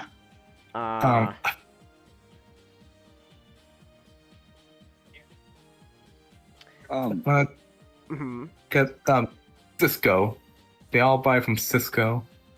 Yeah. So like the mozzarella sticks we buy from restaurants, like the exact same tasting mozzarella sticks and a nut. Curveball that we did not expect. It is mind-blowing. Rob Dick. So yeah. You're correct. Like I said, food can be mediocre because it is simply everyone kind of cooking the same sort of standard frozen food that comes from a same distributor. Thank you, Ray Kroc. What do you think of that story? Skip to this 16-year-old girl up in the hills. We should put a counter every time we say thank you to a dead man. Because I'm like, who's gonna listen to this? The McDonald's company? No, better things to do. The McDonald's. They got a burger mocking competition to win. Yeah. It's interesting. It's really Still have interesting. not tried the big arch yet. Voice of that. Also, McDonald's is like the example of Enslopification. They used to be fun. Yeah. Yeah. I mean, I saw like this old McDonald's. They used to put their hamburgers in a boat. Yeah. You know, it's truly an end of an era when there's no Transformers movie Burger King commercials to promote the movies nowadays. It's an end of an era, man. The most excited I've ever been to see a Burger King was the time like the one by me put up like decorations, like full scale decorations. And even they broke out the inflatable balloon for the SpongeBob movie. Oh yeah, and they did like also they they did a whole better like meal promotion than Wendy's too. Yes. Yeah, I bought the burger. The burger was actually square too. And it's like food nowadays, like casual places nowadays aren't fun anymore. Now they're you could just look at it like they're like their interiors are examples of that, where it's like, hey, like all these great colors have been washed away for gray boxes. Like, wow. I can't believe, like, they just transported how it feels to just work a cubicle job. But like, the obsession with minimalism, just like, the expensive prices, ultimately to go that like not only has fun left the casual spaces for a lot of these restaurants. There's nothing authentic. Like authentic hasn't come to replace it. It's just trendy food that could very much come from the very same location, but they add like a stupid expensive ingredient in there, and now suddenly it's the most wanted item in the world.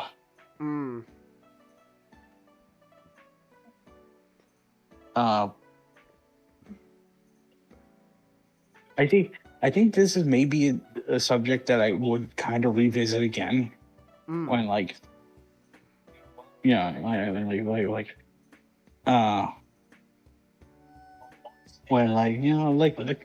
some more developments been in short. But Bahama Breeze is closing. I hope like restaurants are here to stay and at least get better. I kind of like, part of me kind of hopes that like the next generation kind of learns to develop a bit, much learns to have a much, not only have the supposed broader palette as like Gen Z is supposedly has, but like a willingness to expect quality, and not to harp, not to just quote unquote harp on like whether or not you're eating something authentic, but just like whether or not you are eating something that was made wholesomely. And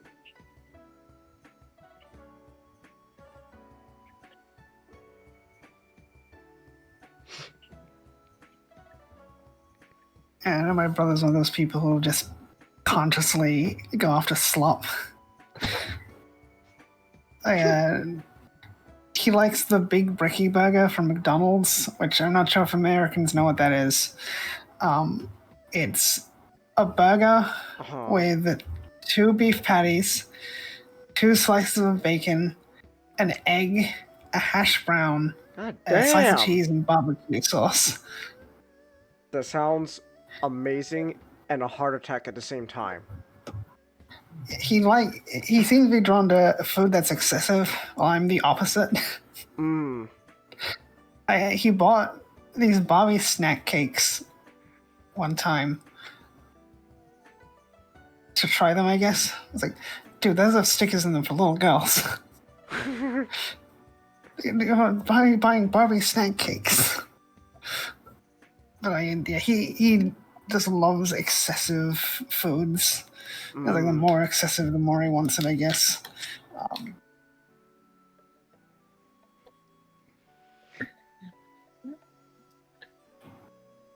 But I'm a picky eater myself, but it's like for artistic reasons. No, I don't want butter on my toast. I don't like it. Wait, no butter on the toast? Not usually. What about some jam? I don't eat jam. You eat that Vegemite? Yeah. Oh, okay. My mom used to put butter in with peanut butter, and like, this is torture. Wow. See, you don't eat peanut butter because you don't like it. I don't eat peanut butter. I eat peanut butter. I eat peanut butter. I don't put butter in my peanut butter. I can't eat peanut butter in general. Damn.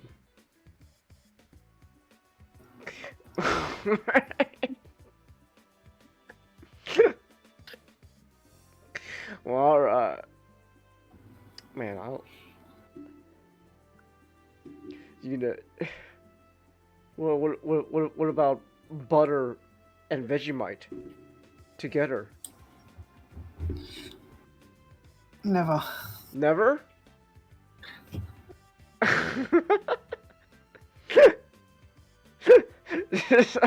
Alright. Man. Okay then. Is it just butter in general you don't like? Yeah. Aw. Damn. Okay then. Alright. I don't know how people can just straight up eat sticks of butter. Well, I mean, okay, that's a little bit of a different story. Like if you're eating like a whole stick of butter on its own, that's different. That's like, yeah, no, I don't know about that. That reminds me of a Looney Tunes thing where Bugs gets really fat. He's just eating a stick of butter without realizing it's just butter. I also can't drink coffee. I've tried a mocha from McDonald's one time. This tastes just like coffee. This can't be right. It was torture drinking it. And I tried again. Like, oh no, they made it right the first time. This just tastes like coffee. Oh. I see. Man. God, we don't got a coffee lover. That's alright, I don't really drink coffee myself. I drink coffee, like, I drink coffee, occasionally. My poison has now just kind of become Red Bull. Well, no, Monster. I drink McDonald's coffee. I can drink coffee if it's got a lot of milk and sugar, like Lyle from Code Vein 2. He's just like me, for real. Yeah, same. You really like Code Vein. Why don't you talk about Code Vein 2? You clearly Because are more. You're clearly more happy with that. I'm playing it too much. I'm playing it too much that I can't play through Code Vein 1 again. Well, you're clearly happier to talk about that game than your actual topic. I know how you feel about your actual topic, which I guess we might as well jump into it. Why not talk about Code Vein instead of Liberator? So I want to get the bad stuff out of the way, then I can talk about the stuff I will enjoy. Well, Well, did Liberator end that badly? Was it that bad of an ending? We've had worse endings. Okay. Well, I'm off to bed now. Oh, okay. Have a good night, Comet. Have a good night. Yeah, so after meandering around for like 9 months, Shoto finally does something in year 2. It gets beaten by Zenith, who then gets beaten by Owen, and then Owen's like, we can be friends, Zenith, and then he gets beamed up by Unchained and turned into Dada. So Unchained can summon a Ragnamon to fuse with the egg in the center of Lacuna, and it turns into an egg. And he says, like, hey guys, remember Digimon World 3 and Aragnemon tried to fuse with the Earth so it could become Gaiamon, but then the protagonist stopped that? Whoa. So it's just straight up referencing Digimon World 3, like, I guess Digimon World 3 exists in this universe. Which makes sense because Digimon is supposed to be a multimedia franchise in the universe, which helps pay for keeping Digimon safe from the poison. Alright. And then Shoto, having been placed in the void by Unchained, gets a pep talk from Muchamon, and together they escape through the power of Terramon's level 7. And then, meanwhile, with the novel cast, they finally all gathered up to meet with Mysterymon on the battlefield, who immediately folds, like, yeah, let's go see Delphamon.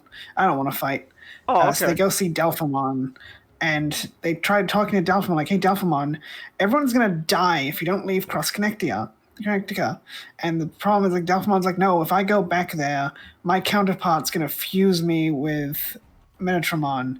But Menatramon is also her counterpart, so she has 2 counterparts, I guess. And then Unchained becomes Cool Boy's counterpart or something. Okay. And the reason why Menatramon wants to fuse with Delphamon is because Menatramon believes it can save Cross Connectica because that's where all its friends live. Because it's from there, but it's also from the digital world. Oh. Which is why it has digital world data. And I'm guessing and also it was once the same being as Delphamon. So Menatramon wants to save everyone because it's a narcissist, I guess. Delphamon wants everyone to, or rather, everyone die because Delphamon is racist. Oh, I see. Okay. Delphamon is canonically a racist Digimon. Wow.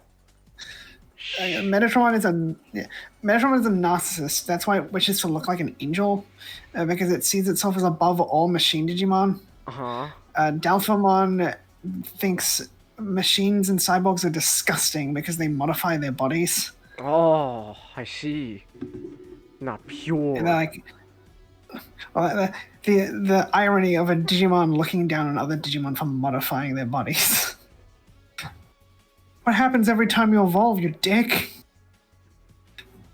Also, it's a hypocrite because it modifies its body with angelic data because it wants to be an angel. It's the Uncle Ruckus of Digimon. No, this can't be. I'm 100%. I'm 105% data with a 5% margin of error. So Delphamon tries attacking the novel cast, but then everyone fights back. But then Delphamon knocks them all unconscious, and except for Altea, who just pretends to be unconscious because everyone else is doing it, so he might as well join in. Oh, okay. And then Delphamon calms down, like, you're right, let's go to Lacuna and fight Unchained.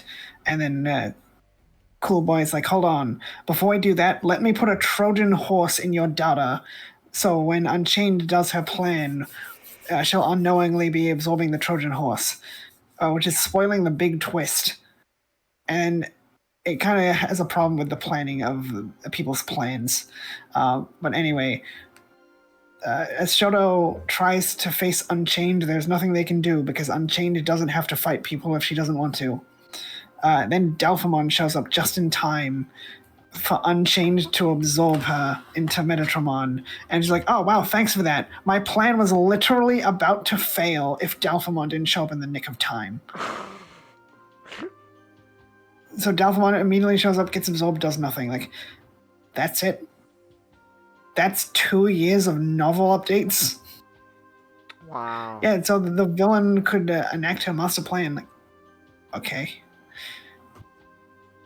Whatever happened to the black card thing? Don't worry about it. And then they fuse to become Ex Machinamon, which kind of caps off a pretty underwhelming line of Digimon. Because it's just a freaking enemy from Shin Megami Tensei. And it's supposed to be a fusion of beast and machines. Like, that doesn't look like it at all. It's kind of the problem with Machinamon. Like, this doesn't meaningfully combine the two things it's supposed to represent. It's just a half and half. Oh, okay. Yeah, it's just Makaba from Shin Megami Tensei. They've done references before, but like, this isn't particularly exciting. It's not something I'm gonna wish, like, oh, I wish this was a Digimon story. Like, nah, you can just sit in the corner. Oh. Go sit in the corner with Footmon. Nobody wants them. Ah, they... Alright. Freaking soccer playing Belzebumon. Doesn't even use the right word for soccer. Whoa, what you got against that particular Digimon? Nothing. It's just Belzebumon, but like it's a very weird looking Belzebumon. All right. It's like it's one of those things. Like, I don't think anyone's like rooting for this to be in the Digimon story games. It's just kind of silly. Oh. I like Footmon more than Ex Machinamon, at least. Okay. I don't care for the Machinamon lines. Like, yeah, it's maybe 2 forms I kind of like, and the rest like nah. Ah. But then Cool Boy reveals, like, you fool, Unchained. I put a Trojan horse inside of Dalphemon. Oh. Just like they stated in the novel already. So it's not really a big twist. And it's like, I have now depicted myself as the cool boy and you as a literal NPC, meaning you must accept any battle challenges and you cannot refuse. It is against your programming. Whoa. And it's like, okay, whatever. Space doesn't exist now because of Ex Machinamon, so you can't get closer. It's like, oh yeah, well, we do this thing and we teleport you to Altea's special little test room from the novel way back when, which is actually the one neat thing that came out of this ending. It's like, hey, they remembered this exists. Like, that's nice. It'd also be nice if you remembered Bluecomon existed, or Junkmon, or the Black Cards. And so Owen and Shoto both challenge Unchained to a double battle. So it goes Owen Unchained, Shoto Unchained, and so on. Owen manages to take out half of Unchained's security and then dies on Unchained's first turn. Oh. And he gets turned into data because all the players in their Digimon were being turned into data or Machinamons. Because that was Unchained's ultimate plan. Turn all the Digimon into Machinamons so they don't die. Okay. So much for turning the world into an arc to the digital world, I guess. Which was explicitly her plan in the first chapter about Unchained in the novel in year 1. But also, she's trying to fuse Cross Connectica and Lacuna, which, like, how does that deal with the poison, though? I guess if they're Machinamon, they're safe from the poison. But what about any newborn Digimon? Well, you just turn those into Machinamon, too. Then Terramon hatches out of his egg, and he's a Terramon. Like, I guess I can excuse the egg not looking like Yokemon's if it just hatches into Terramon. But he has his memories back, and Unchained's like, Digimon are supposed to lose their memories when they die. Like, wait, so Digimon get reborn in this universe too? I thought, like, they don't. That's why them dying of the poison was such a big deal. So if they don't die of for like forever from the poison, why is it such a big deal that Digimon die? Why do you need to commit death of self on every Digimon just to save them when you're basically doing what the poison already is doing? If they're Makinamon, they're not themselves anymore. And they do this back and forth between Shoto and Unchained, and like Shoto's like, you believe I can save the day somehow, like you believe humans can win and everything's not over. Like, no. Like, yes you do. No, I don't. Yes, you do. You believe in me. I believe in you. I can save you, Unchained. I can save you from yourself. It's like, oh man. Okay. Does he? Yeah, kind of. Because Ex Machinamon is just a broken card. Like, it trashes security passively. Shoto gets Vortexramon as Terramon's level 7, and it is also a broken card because it was just made to defeat Ex Machinamon. It's like, well, that's not entertaining at all. It was entertaining when he was fighting Yao, because like, I have this generic card and I managed to make it fit in my deck. It helps that Medieval Digimon was a pretty broken card, but it's like him actually getting creative. It's like, I just manifested the exact card I needed to beat you. Wow. So what Imperial Dramon did to Violet.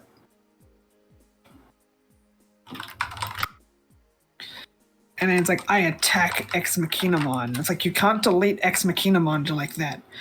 Well, that's fine, because I attack again. You can't delete Ex Machina. I'm not finished. I attack again, deleting Ex Machinamon. You did it, Shoto. You saved the day. Okay. I attack you. You can't attack me. I'm the game master. That's like attacking God. Then I attack God. Alright, I attack God. There is a nice ending to the battle where he plays a Zaphagamon. He just has enough memory to play Zaphagamon, and Zaphagamon has Vortex, and then his Tamer card allows him to attack players. It's like, okay, that's actually clever. Because Vortex allows you to attack end of turn, and then switches to attack Unchained, and then beats Unchained that way. It's like, oh, okay, then that's our ending. Shoto's one battle. And it's fine at the end of the story, a whole year of a main character not doing anything. Hooray! Like, yeah, Vortex Ramon is pretty nice. It's got like verniers and carries on the Zaphagamon Aces thing of having the 6 colors of the card game. It's wow. A Vortex Warrior from Witchelney, and it's supposed to be Medieval Digimon's mount. It's like, yeah, it's pretty cool. And I was expecting it to be a proper level 7 for Zaphagamon. Like, all the other ones are just random level 6s, but treated as level 7s. But this one, like, yeah, this is actually an evolution for once. And then the egg that Ragnamon was in turns back to normal for some reason. Oh, okay. So he didn't get a Ragnamon level 7 after 2 years of waiting. It was like, that's a huge disappointment. Omegamon didn't get anything special either. It turns out he was just Omegamon X the whole time. He just looked like Omegamon. And it's like, long time no see, cool boy, long time no see. And like, everyone's like, how is he so big? It's like, he's actually Omegamon X. Now I'm wondering, where is he getting the X antibody to stay Omegamon X that whole time? Because you don't passively remain an X antibody Digimon. You gotta keep consuming that stuff. But all the other cast, like Battle Machinamons that are trying to get in between Shoto and Unchained playing their card games, like, wait, so Digimon can interact with the game now? It's like, oh, we gotta give them something to do. Like, Omegamon X could just wipe out every single Machinamon in one attack, right? But you're not gonna do that, I guess. Like, he literally has an attack called All Delete. All Delete. That's literally powerful enough to reset Yggdrasil. Oh. Oh, okay. Like the host computer of the digital world, like second to God. Oh, cool. My attack can beat Jesus. What about God? Not quite there. Not quite there.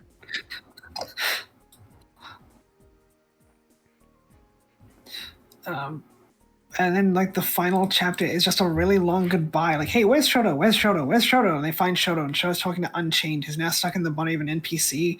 And he's like, I'm chained now.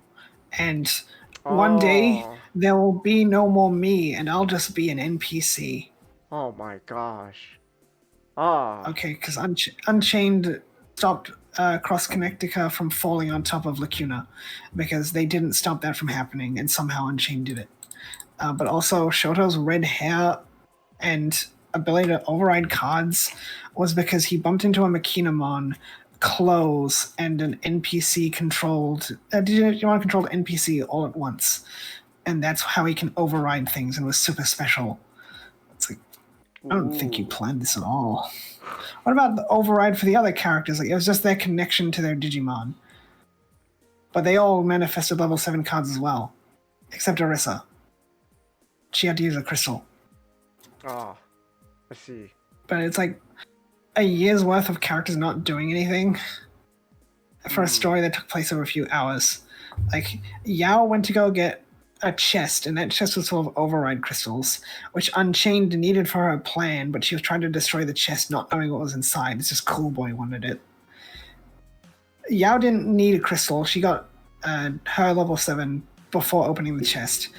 Then Mirai, who does nothing, gave Orisa one of the crystals and effed off, and then returned with a procession of Hanimon that immediately disappear the next chapter. I was like, what was the deal with that? Where did all these Hanimon come from, and why are they here? Like, they're gone now. They're gone. Okay. Bye.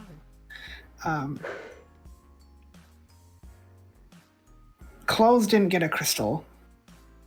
She just used Override on her own. Violet already had the card in her deck. Owen also already had the card in his deck. Because he even had the alt art of his level 7, meaning he had to have had it for a while before Unchained's plan, because they established to get alt art cards in Liberator, you have to play the game, get a special currency, then apply the currency to your card to get the alt art. So, and Shoto just did Override without a crystal as well. It's like, Yao did nothing. Orisa just fought Clothes because being controlled by Unchained for some reason. And then Violet fought Orisa because they wanted. She was looking for an excuse not to actually keep playing the game. Then she beat Orisa and got a confidence boost, and immediately did nothing else in the story like everyone else. Oh, okay. Fun. Clothes fought Unchained, so Unchained wouldn't get her data, but she still got enough of her data that she could patch out the rest of it and continue with her plan. So Clothes' battle didn't mean anything either. Owen just fought Zenith and got beaten by Unchained, which, like, I think it should have been Orisa and Shoto versus Unchained. What happened to them being the two main characters? Like, no, sorry, we gotta get sidelined for a guy, and people complain there's too many female characters. Like, don't worry, my guy, only 2 characters matter, and they're both men. Let's go! Like, Yeah! Isn't Elysian's gonna have more girls in it? Like, my guy, the only people who mattered in Liberator were 2 guys. The majority female cast didn't mean anything. Yeah! It's like nothing happens with the novel cast. Thinking about it leading up to the ending, I realized the novel cast is kind of a mistake. Oh. Oh, like, okay. We got some good chapters about focusing on characters, and it feels like that's what we should have been doing. We should have had the big impactful stuff in the comic, and then the less impactful stuff be about the comic cast in the novel, and then we could have had the novel cast just periodically show up as like characters of the day. Like, today we're fighting Ryutaro Williams and his Tyrannomon deck, rather than making Ryutaro supposedly a main character. And we waited an entire year for Mirai to show up, and she does nothing. It's just, oh hi, I mapped out this area, peace out. And like, hey little sis, like, big sis, I want you to go meet our parents after this. Sure thing. And we never see her meet her parents or anything. And it's like, damn. You thought, I would have thought we got like a montage of like, here's what the characters are doing. It's like, no, it's just a montage of them having fun in Liberator. Here's Mirai, but she's riding on a small maneuvermon. It's like, okay.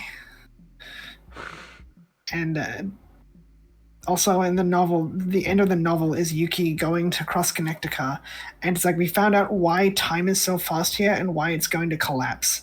There's a Quartzmon, and the Quartzmon doesn't know what it's doing. It's like, hold up, let's try talking to the Quartzmon, because that worked so well with Delphamon. Oh. And it worked with Quartzmon. The end. That's the end of the novel, everybody. Let's go. We talk no jutsus our way out of this. Yeah. High five, everyone. And after a while, Shoto quit the debugging team, but then they asked him, like, we want you to come back, but not as a debugging team member, just as like a guy helping out with a job. And they are looking for Gemon, who's going to be an Elysian. No release date announced yet. Darn. Damn. But like, yeah, not really a lot of substance happened in the last few chapters, or in the entire year. And it's like, man, year 1 was pretty good. This is Hunt the Truth all over again. Hunt the Truth season 1 was really good, like really, really good. And then year 2 happened, and it's like, did you like fire everyone who worked on the first season? But then this year 2 was written by the same guy, but like you did not have a plan for this. It's just the entire year is just Unchained trying to enact a plan, and everyone's dicking around for an hour.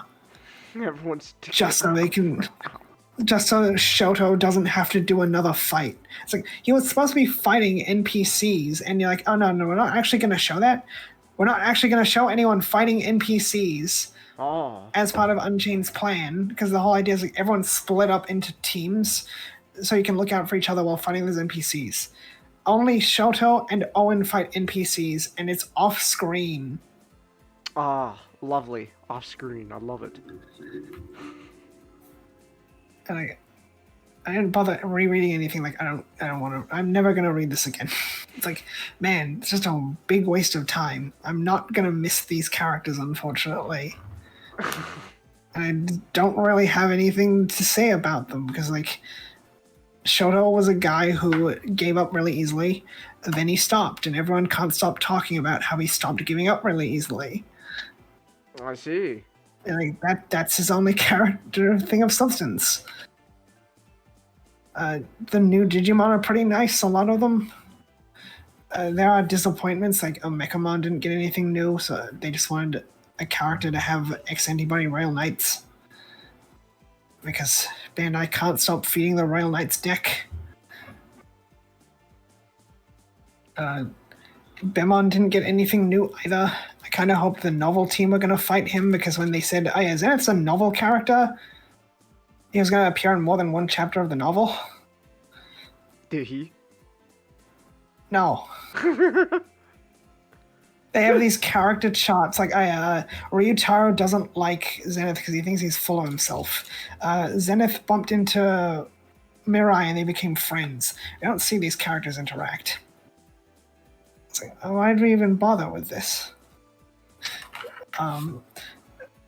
Suzune's suspicious of Unchained, which we see in the novel, but nothing ever happens with that.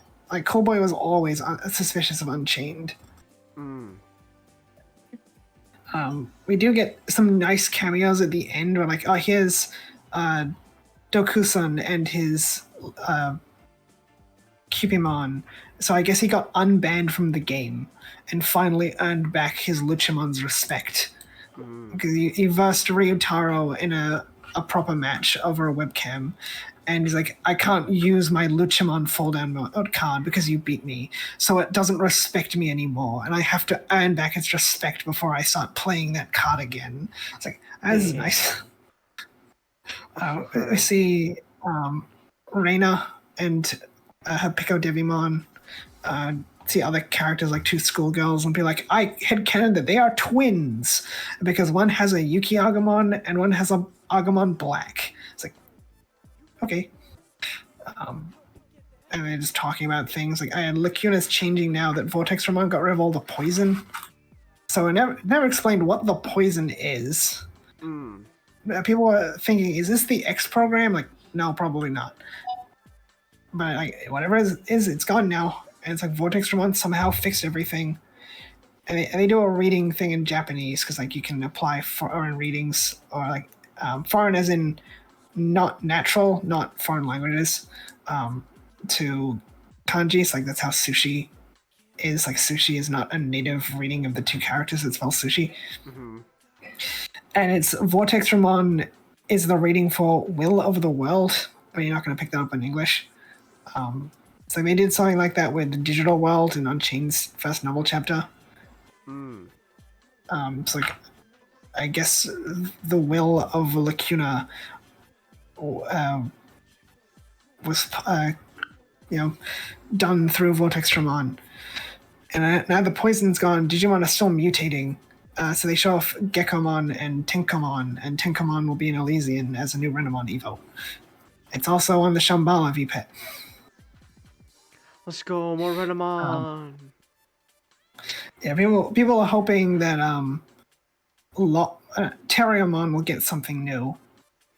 Because Impmon is from Tamers, and he got the Heavy Metal Dramon line.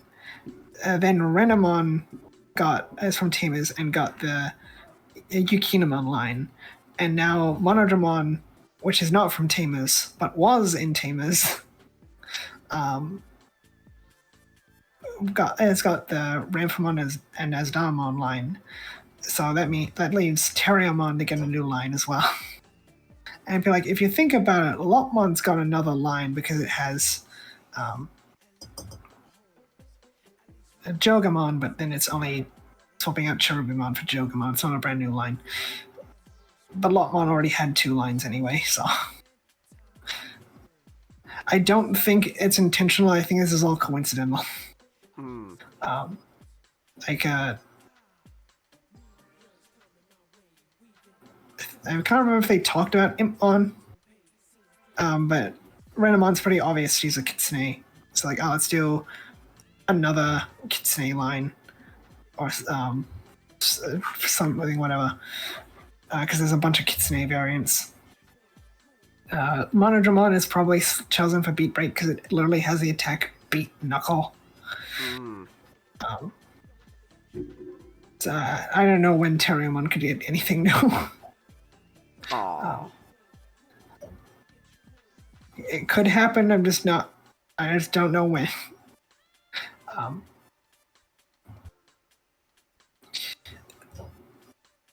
But yeah, not a lot happened in year 2. There was so much promise in year 1. Like people complained about too much protagonism, and like, well, you got what you wanted in 12 months. Should have got 1 fight. And I hope you're happy. Were they happy? I don't know. I don't care.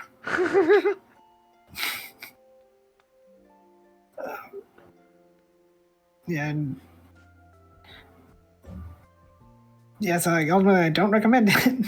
I can't recommend it because year 2 is just such a nothing burger. Let's go. I'm looking forward to Elysian, though. I will play a Diaboromon deck. It will never be meta, but I shall play it.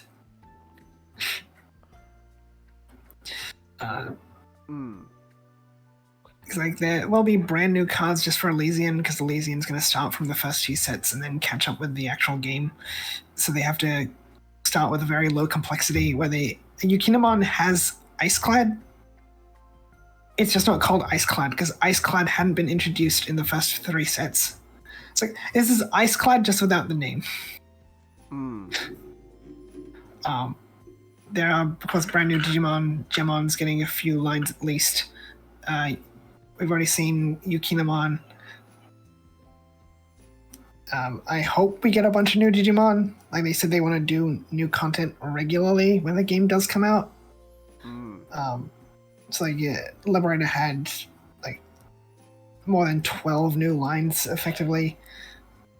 Like technically, like some like Tyrannomon and Gaussmon only got 1 new form, but like it's something. So I'm expecting the same, at least for Elysian. So like we have Gemon for red, but I'm guessing Gemon will get something of every color.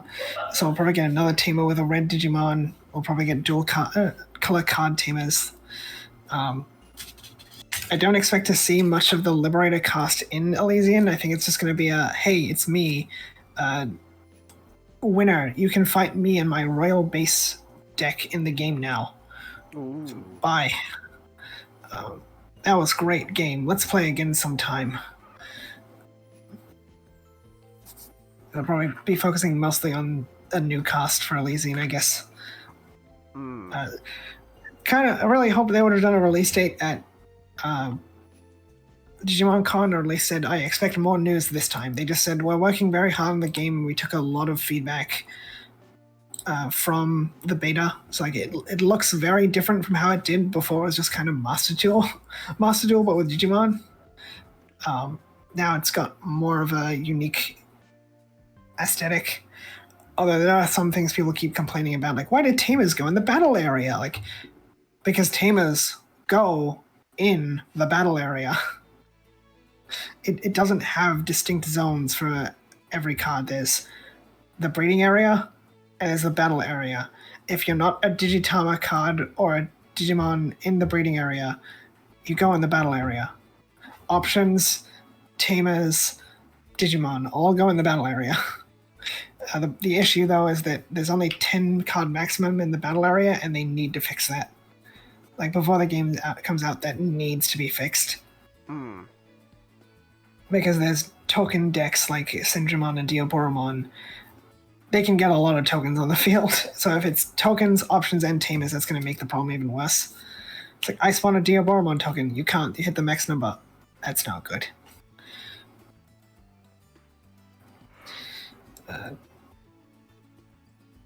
But yeah, I'll probably talk more about Elysian when we get closer to it. But then card game stuff has been a little bit more exciting than a few months ago. Time Stranger was like underwhelming. Like the art was just some of the most underwhelming. It's not bad art. Like this is well drawn. It's just the composition isn't like anything striking for these cards. Like here's this Digimon kind of just standing around. Unfortunately, Time Stranger was split between 3 sets. And we're currently on the 2nd set being revealed. And it's annoying is it's just a bunch of random Digimon from the game. Like, yeah, well, this Digimon was in the game, so it's in the set. Which is kind of the fault of Time Stranger, the video game, than it is the card game team. They're trying to do a different thing with like Time Stranger. Digimon of the Olympus 12 are mostly pairs. It's like because they were paired up based on area in the game. But also, there's only 3 characters with Digimon partners. The player, Inori, and Asuna, and that's it. Compared to Cyber Sleuth, which had a bunch of people, and then Hacker's Memory added more, so they had enough for 1 set each. Like, no, we got 3 guys, so we have to pad out a lot of stuff. It's like, yeah, that's unfortunate. Ghost in a Beat Break. Yes, Ghost Game. Beat Break and Savers are getting stuff in the current set and the starter decks, which spoiled Murasagon's evolution already. I'd be like, I hope it's Erlangmon. Like, I will be legitimately pissed if it is Erlangmon. It is not Erlangmon. It is a brand new Digimon, as I was hoping. It looks like Geckomon's level 6 is also going to be spoiled. Because we know what's going to be in the starter deck for Beat Break, and that's... He's going to turn into even bigger Mecha Godzilla. I think he's going to become a guy. So he's going to follow the path of a lot of protagonist mons and be like, oh, it's just like these two, like, and this one, and this one, and this one, and this one. It's not just these two. I wasn't in the Tsukiyomi camp. I am now. I was like, let's wait and see. And it's like, okay, we've wait and seen. yeah, I do think it's going to be the Kami of the Moon.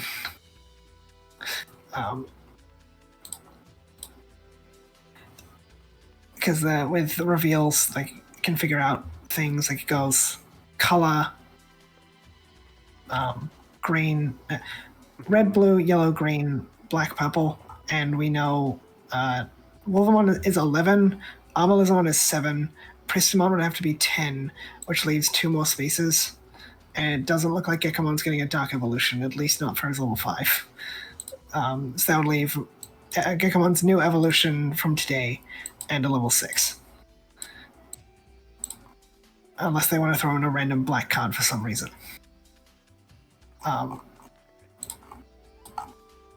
Then, of course, the next set coming out on the same day as Dex is halfway through, like the second and third of Time Stranger, I guess.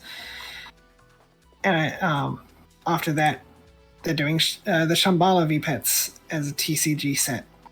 But also more stuff from Ghost Game, but not technically from Ghost Game. It's just, these were the Digimon in Ghost Game, but not the Ghost Game characters.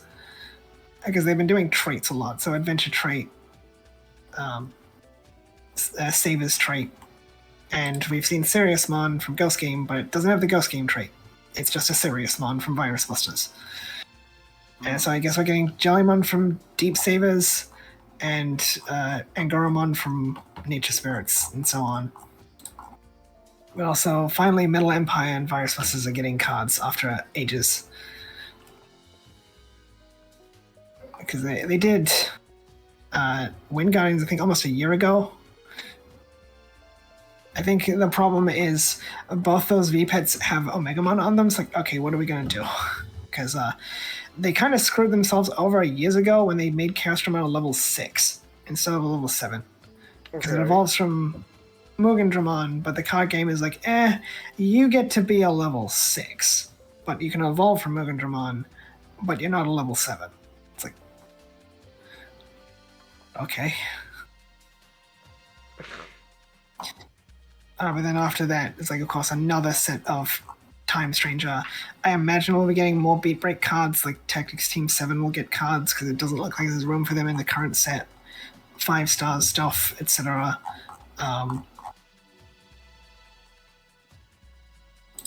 More Sabers stuff. Hopefully the Gizmons get more cards, because I think they're neat. It'd be nice if they get added to the encyclopedia, because they are Digimon. They're not like eaters or anything. You literally see them turn into eggs. They literally evolve on screen. They are Digimon turned into Gizmon. They are Digimon. Put them in the encyclopedia. Band-Aid. Band-Aid. That's what we're calling them now. Do it, Band-Aid. And the Royal Knights are getting another set, but it's not going to be for the current Royal Knights deck. It's going to be a new deck. I guess Bandai finally realized, yeah, we can't keep feeding this deck. Aww. Homeros from Time Stranger got a card, and she's kind of broken.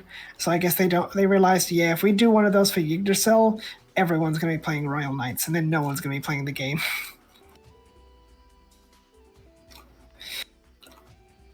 But yeah, still waiting on that V-Tamer set, but I'm guessing Chronicles X won't be far off once the Royal Knights all get new cards, because then they can finish off Craniumon and Slitmon X, which is the last of the Royal Knights needing X antibody forms, because they did the 7 Great Demon Lords X antibody forms already.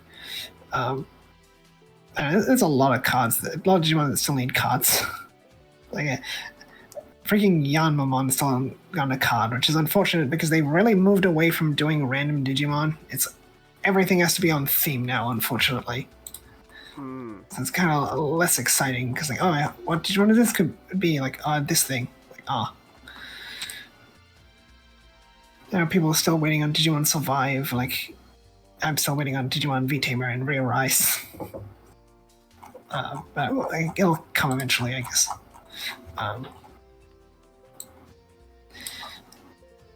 I guess the card game stuff is more exciting is for someone who doesn't play the game in the past few months.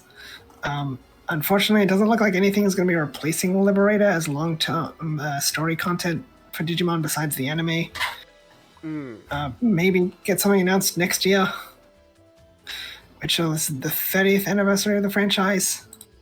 Ah, 30 years.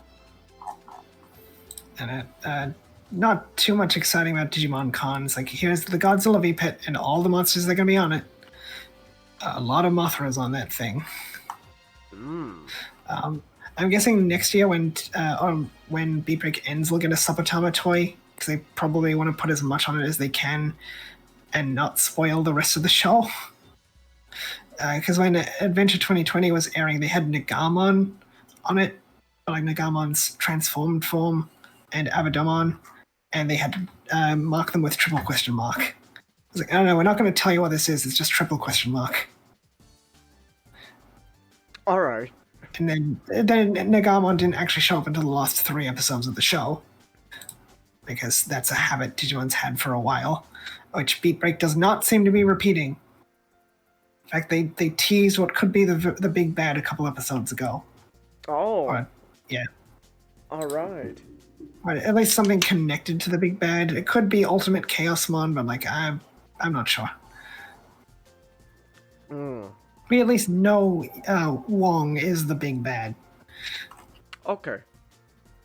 And other characters know he exists and that he is doing things, and other characters are doing things with Wong. He's not just sitting in the background waiting for his turn.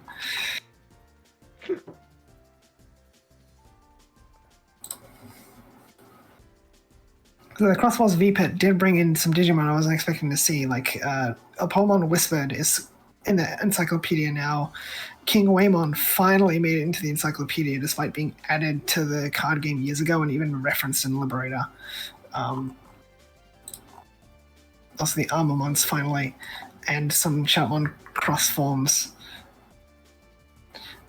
I hope we get more V-Pets for stuff. Like, we needed V-Pets for Iliad because Time Stranger did a terrible job at actually expanding the lore, which is why they delayed the game for the lore, which I knew that was a lie, and the game came out and confirmed, like, yes, this was a lie. And like, I don't believe you, Hara, but I believe that you were told that. Was my stance. We need a Witch and Levy pet. You can just do like, here's a fire, earth, and wind and air. No, wind, water and wind V-Pets. There are 2 versions right there. Also a Digimon mobile game, which has brand new sprites. It's like, oh, I guess wait and see what that is. Finally, they realized we have phones. You can put Digimon on your phone. Whoa. I know Rise let you like take your Digimon for walks, but my phone was too old at the time, so I couldn't do that. And the game shut down before I got a new phone. Oh, darn. Yeah, I think that's all the Digimon stuff to talk about right now. Beat Break doing a mini arc, so people are like, maybe there's going to be more than 49 episodes? It's like, maybe. I would hope so. You would hope so. Because 15 episodes for 4 or 5 stars in the big bad does not seem like a lot of time. Especially with how meandering the Tactics arc was. It's like, hey, it's 12 episodes of meandering, but also we're not going to dedicate enough time to the important stuff. We're just going to meander. Like, but why? Very cool. But I can look forward to the next 3 episodes because the 3rd one has Hitomi back. And that's always going to get me excited. Alright. Why do I like Hitomi? I just like Hitomi. That's all.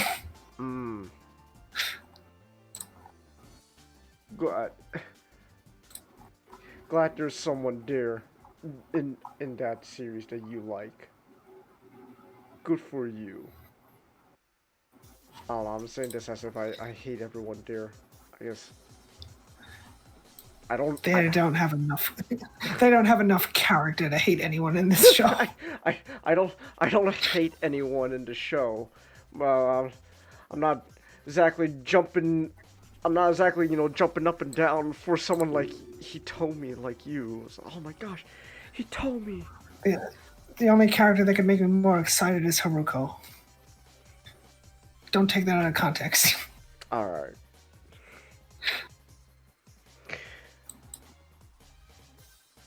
So, yeah, it's I guess all I have to talk about with Digimon for the moment. All right then. Let's go. We're all caught.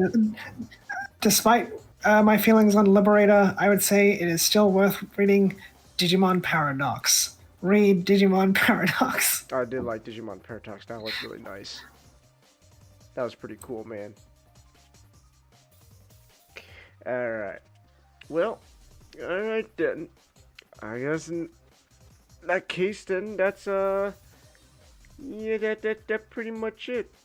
Alright. We'll call things here. There we go. End the stream. Going now for almost 4.5 hours. Practically 4.5 hours now. New record! Not really. We've done shorter, but we've also done much longer. So it doesn't matter. It don't matter. It doesn't matter. None of this matters. So. Alright. Alright then. We're gonna end things here. Yeah. Alright then. So, thanks everyone who came. Thanks everyone watching on replays. Not a short Sonic stream tomorrow. Maybe we'll read 2 issues instead of 1. We'll see. Depends. Unless. I still love that. Like, it's like, hey, you think we can read another issue? Well, the next one's gonna be Knuckles. I think I'm good tonight. wait, hold on. It's still a great moment to me. Oh man. Wait, hold on, real quick, Nick. Was today the only day you went to C2E2, or are you gonna go? Today is the only day I was going. Okay, because I just wanted to double check in case you were gonna have like a second go at the convention. So. Nah, but even then, I'd be home before. Oh, okay. Yeah, but even if you'd be home before. It's not a long drive. I was just. I just had a couple things before then. And I'm like, oh gosh, I'm so hot and sweaty. Fuck this. I mean, I remember, dude, after we spent a whole day at the convention hall, man. Just afterwards, you're like, hey, man, how you doing? Gosh, I expect you to say more changes. I need you to put me out of your misery. You're in charge of Express fully now. I give all my ideas and give them to you. Well, I mean, it was kind of always was my baby, but sure, man. Yeah. Yes, but you wouldn't have Sawback without me. That is true. You know what? Fair enough. I'll give you that. Alright. Anyway, we're gonna end things here. Thanks, everyone. Until next time. Good night.